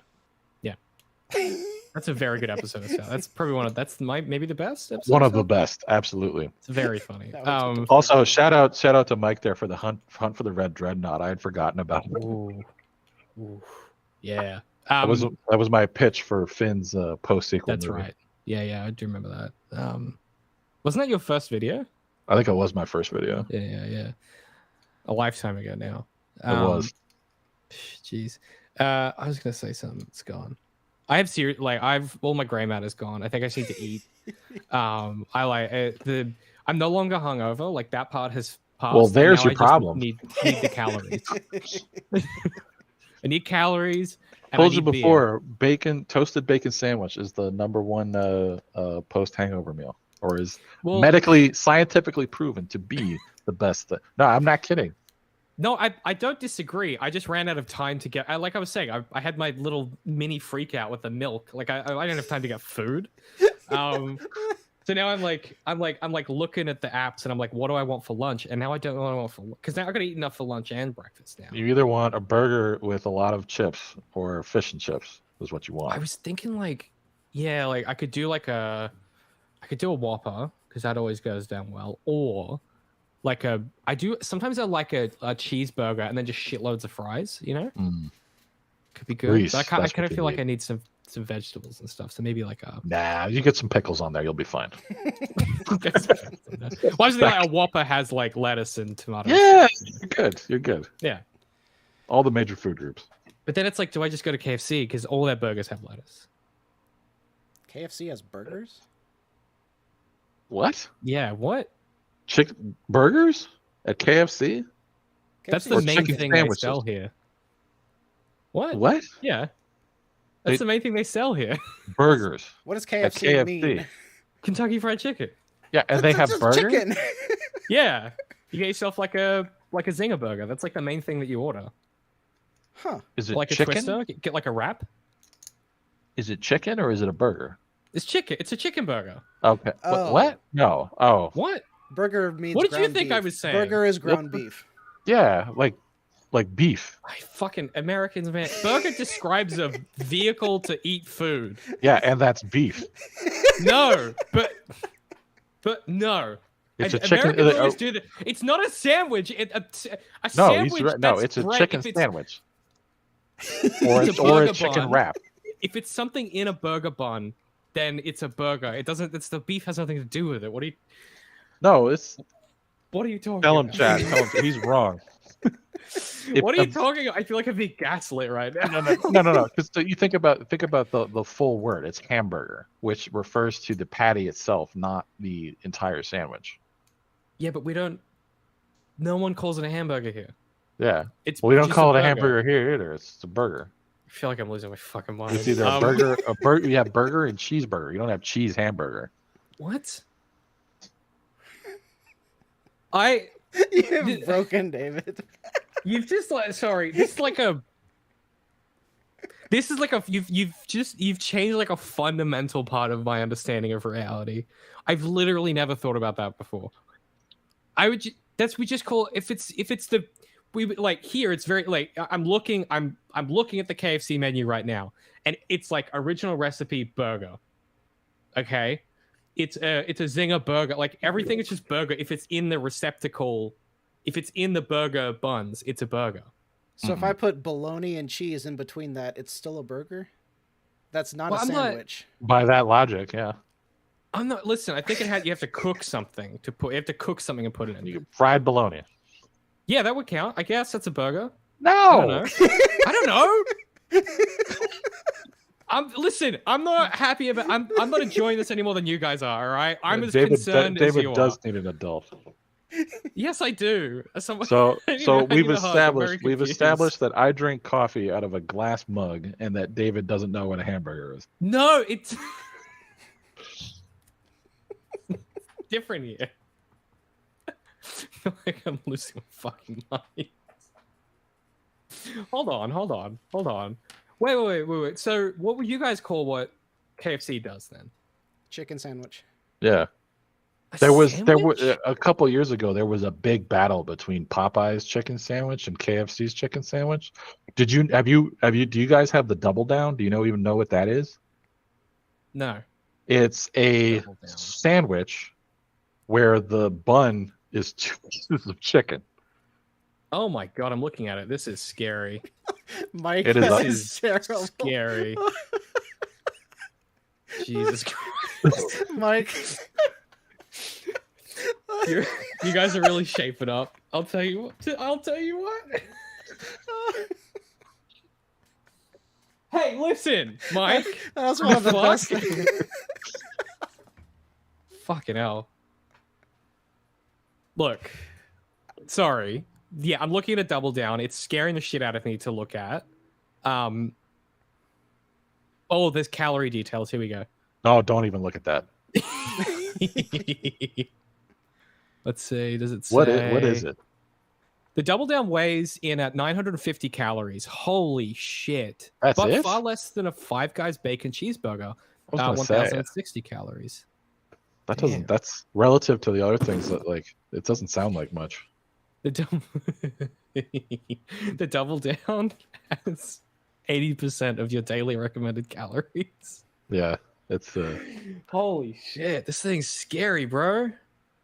Right. See, Okay, interesting. in Inferno, if you had an air fryer with some frozen chicken in the freezer, like I do, I could make one of those, which I will probably. I was gonna say that's the maneuver. That's the dinner maneuver, the late night dinner snack maneuver. Interesting. Or frozen pizza, one or the other. I haven't decided yet. Oh, I need to go grocery shopping. I have no food at my house right now. You're gonna eat it off a glass plate, aren't you? That I do not have. Glass plate. Guys, I don't want to be that guy, but KFC literally there's a tab in their menu called burgers. I feel like I'm there's something wrong. I'm having trouble. My brain is in crisis. It is wrong. It is wrong. Wait, if you were to order KFC, do they have like a sandwich tab? I don't think they have a burger tab. Let's find out. I need to be proven right. I'm losing it over here. Nuggets, sandwiches, tenders, pot pies and bowls, kids meals. There is no. They call it a sandwich. Yep. Go to kfc.com.au because they definitely have a tab called. I'm not making it up. I promise. Oh, wait a minute. The website's upside down. That's good. They have a tab called burgers, and it looks like chicken sandwiches. But what I'm saying is that's what I'm. It's an Australian thing. Man, these things look good.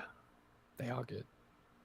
That's what I'm thinking for lunch. Barbecue bacon stacker burger. Yeah. If you there's a Zinger Crunch burger on at the moment, which is so good. It's like a nacho. There's like crunchy nachos in it. It's real good. It's real good. Would you not grab the Ragcom master? I like the original Twister. The original Crunch Twister is my favorite. Get yourself a nice wrap. It's good. Okay, so now I want to have like a weird like parody of this where I go into a store and I say I want a burger and then we have an argument with the cashier about whether I'm talking about ground beef or chicken. It does seem like a bit, doesn't it? Like it seems like a sketch comedy bit. Yeah. Yeah. Well, I can't believe I've just thought about it. You've probably heard that thing about like certain parts of the States. If you go in and you're like, I'd like a Coke, and they'll say like, well, what do you want? Yeah. Because a Coke doesn't mean a Coke. Coke means soda. It doesn't mean a Coca-Cola. In certain parts of the country. He just broke his brain again. This is like I was having a conversation with someone. This is like when a film they go in and they say, "Give me a beer." What do you want? I don't know what you like. You want a natty light, or you want it like a Yuengling? What do you want there? Yeah, like you're like, no, give me what beer do you want? You can't just order a beer. It's like the first time someone was like, oh yeah, that's how it used to work in the States. I was like, what? And I guess it's like if there's only one beer on tap or something, like that kind of thing. But it fucks me up, man. I can also see that in films because they don't have to pay royalties to anyone. Yeah, it's true. I mean, or just do what Stephen King does and like invent your own brands. Yeah. But in the old like Wild West days when they used to say that the most, like they probably didn't have different types of schnapps and all this other fancy stuff. Well, I believe the saloons used to be owned by the breweries. So like, you know, if you go to this saloon, it's going to be if you go to the Schlitz saloon, you're going to be drinking Schlitz. That's how it works here. Like all the bars or like the pubs and stuff are owned, unless they're like microbreweries and stuff. They're all owned by like one of a few really big franchises, and so they'll have like a set, list of tap beers that they all have. Do you have Pepsi in Australia? Yes, we have Pepsi. Well, I mean, the reason I ask is because, like I said, like I spent most of my youth overseas, and we used to joke about how, much like England and France after World War I, Pepsi and Coca-Cola chopped up the world, so that like there are certain countries that you go to, you can only get Coke products, and there's certain other countries you go to, there's only Pepsi. Yeah, so we have that issue with anything that's owned by Asahi Brewing, which owns like most of everything in this country that's related to like bars and restaurants and stuff. They're all Coke businesses, and everything else is Pepsi. It's fucking weird. KFC's Pepsi. You can only get Pepsi at KFC here. It's weird, man. Like that's true here. Like Taco Bell, they don't do any Coke stuff. It's all weird. Mountain Dew and Pepsi. It's a strange world when everything is owned by like 3 companies. The real question is, what am I going to get for lunch? Because I feel like the wrap will be. I'll feel good if I have the wrap because it's got a lot of salad and stuff. but it's like, do I just want something dirty? You know? Yeah. Don't want to get gross with it. Yeah. Yeah, You're gonna want to get the meat sweats. That's what you want. You want the burger sweats, don't you? You're just talking earlier about how you've been working out every day, and you're like, let's undo some of that. Well, I'm hungover, so it doesn't count. more. Well, not as important a topic, but are we going to talk about anything next week? I don't know. Yeah, I'd say let's break for a minute. Because I could see doing this if you want. We could, be doing it when Ahsoka comes out in May 19th ish. Is it that soon? I think so. I thought it was like August. Well, that would give me far more time than I had anticipated to finish all this watching. I was gonna say, Darth's been on the clock. Yeah. When is Ahsoka out? I have the note somewhere here. 2023. Okay. Interesting. When is it coming? August 2023. Yeah, August. Yeah. They haven't got a specific date yet. Oh, no, I did factor it right. I just didn't remember it right. August 23. I had 115 days. I could watch 1 hour a day. Yeah. These comments are wild. I'm from Florida. We specify cola when we talk about Coke here. That's interesting. Do you guys have running water? Yeah, it's good. This is you're really bad off when they have RC cola. I don't know what that is. Baja Blast. Baja Blast. What is Baja that? Blast is really good. It's a variety of Mountain Dew that you get at Taco Bell. Oh, we only have one type of Mountain Dew. One time...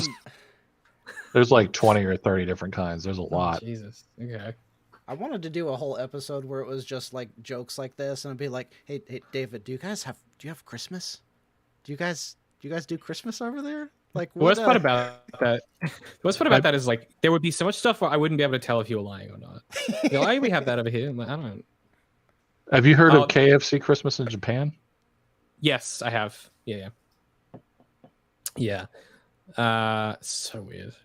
Yeah, I mean, you know about that, right, Darth? I was picturing like chicken just raining from the sky for some reason. That was it was in Japan. It's like a back in the KFC. Yeah, back in the 60s, some KFC executive came up with this brilliant marketing idea of, let's associate Christmas with chicken. So they came up with like a special Christmas box that you get, and it's a huge thing in Japan apparently that if you have to order like months in advance your Christmas box from KFC, and that's what they do. It's like everybody, because it's not a holiday for them because it's the Christian thing. Yeah, it's interesting. Mike Drop says you guys actually have Foster's beer there. Yeah, we do, but no one drinks it because it's fucking terrible. The Australians will drink literally anything that isn't Foster's. Mostly it's like Tui's, lots of Japanese beers, and then like James Bogue and stuff like that. No one and like we do a lot. We got like our own brands that we drink a lot. Like Cooper's is really popular here. But yeah, no one drinks Foster's. It's just like a thing we sell to the rest of the world that no one here likes for some reason. I was in China when they opened the first KFC there, and that was life-changing. It was so good. I'm so hungry. Can I and go you know eat what? now? And you know what? They didn't have a burger menu. There was one thing that I wanted to say about something unrelated to a show unrelated to Star Wars. I'm not assigning this as homework, but for whatever reason, I decided to rewatch the first season of Altered Carbon the other day. Oh, that season's good. Show. Yeah, and I love parts of that show. Well, the season 2 I didn't really care for, but season 1, so good. Most of it is really good. The end is kind of but like the world building I thought was just so good on that show. And one of the things I was thinking about was related to one of our more recent discussions is about pronouns. And so they do something which I think was really cool in that they talk about a thing, but they don't say, I'm talking about this thing and this is what this thing does and this is how it works and everything. It's just they refer to a thing, a pronoun, and then leave it up to you and contextual clues to understand what they're talking about. Like the eye device is called an Oni. They don't say, I'm going to put in my Oni eye device. But they refer to it several times throughout the show, and there's enough contextual clues that you know what they're talking about. And it sounds the way that somebody in that world would naturally speak about a thing. Yeah, it's like we were saying with the Harry Potter stuff. Like, if you can find a way to make it feel natural, like, people don't talk to each other in exposition, do they? And like, that's the real trick I think a lot of people struggle with, is how would people in this world and like, one of the things I think people forget is, like, if people talk about a thing and describe what they're doing with it, you don't need to tell someone what it is. They'll work it out. Like, if it's like, oh, I'll view it on my own or whatever. After someone says it the third time, you go, oh, I think I've worked out what this is. Like, it's interesting how they get away with, and like, no one ever really explains what a sleeve is explicitly at any point. You just kind of intuit a lot of that. Mm-hmm. To give a counterpoint, I do agree with you, but to give a really strong counterpoint, you could have said 50 million times that you were going to get a burger, and we would have never known what you meant. Yeah, that's true, but like, that's also because. But counterpoint to your counterpoint, contextually, he was talking about a burger from KFC. That's true. Which did raise the question of what the fuck was he talking about? I don't want to be shamed, okay? I don't come here to be shamed, all right? See, like, so David right here, this wet water drop is exactly right. This is bad writing here, calling a chicken sandwich a burger. Oh, yeah, reality wrote me wrong. My bad. Like, sorry. Oops. Fucking hell. Shakespeare would not approve. Wow, that's harsh, man.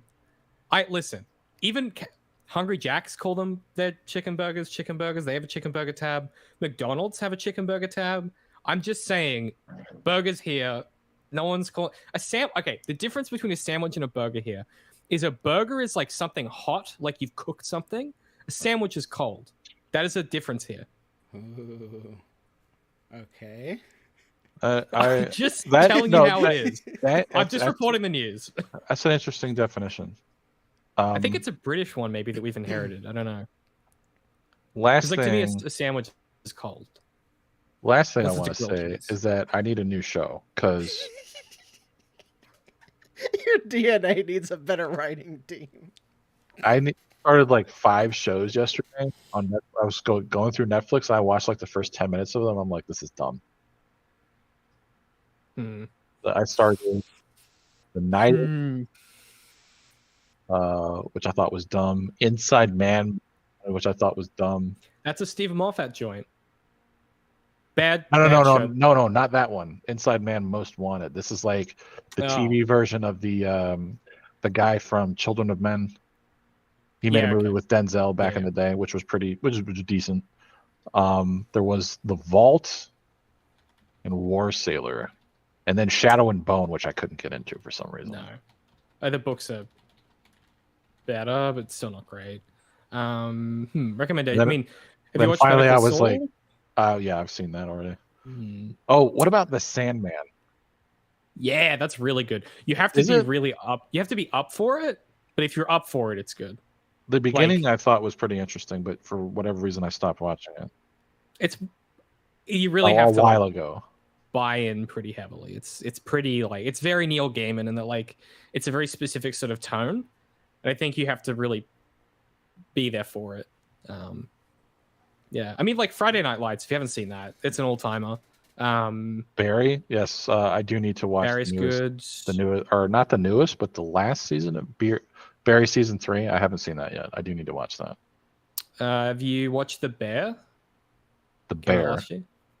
Never heard of it. Bro, you gotta watch The Bear. It's a. I mean, even pitching it it doesn't. It's the best TV show of 2022. It's so good. That is a strong statement. Yeah, but when you watch it, you'll be like, oh yeah. You ever worked in a restaurant or anything? No. Okay, well, it's basically it's set in a restaurant, and it's sort of this guy Kami, who he's a world class chef kind of thing. And when his brother dies, he inherits the like local sandwich restaurant. And it's the story of him like it's essentially him working through how does this restaurant work and like what does that mean? It's on Hulu. Blech. Hulu. Blech. I don't. Okay, we don't. There's too many freaking streaming services, man. Yeah. We don't have that many here. They're all like there's like 4 of them here. I think. Ironically, Hulu's the only one that I'm currently paying for, and I love it. It's got everything that I adore. I just canceled. I just canceled like a whole shit ton of things from that I was getting through Prime. One of the ones that I really enjoyed was Rogue Heroes. It's about the early days of the SAS. That was on Epix, maybe? I don't remember. But yeah, Rogue Heroes, a lot of fun. Oh yeah, I've seen this actually. I was like, why is this familiar? I've watched this. It's really good. Everyone's really hot in it as well, which helps. Like everyone is good looking in that show. You can soil those smooth hands with restaurant work. Sir, I spent 8 years in the oil industry, okay? I was out there on the oil derricks. I was in the I shit. like that the glass mug's got to look in. All right, it's either bedtime or dinner time. Let's I'm starving. Yeah. Well, one and then the other. Yes. Overall, decent season. Decent season. Bit long in the tooth, but good. Mando was a bit of a side character. Yeah, which I'm fine with. Yeah. All right. Well, thank you everyone for joining, and we'll do this again sometime. Sometime. Yes. I'm gonna go have a chicken burger. Tune in sometime down the road when David enlightens us as to why The Last Jedi is actually a good movie. Before he gets canceled. Yep, that'll be a fun combo.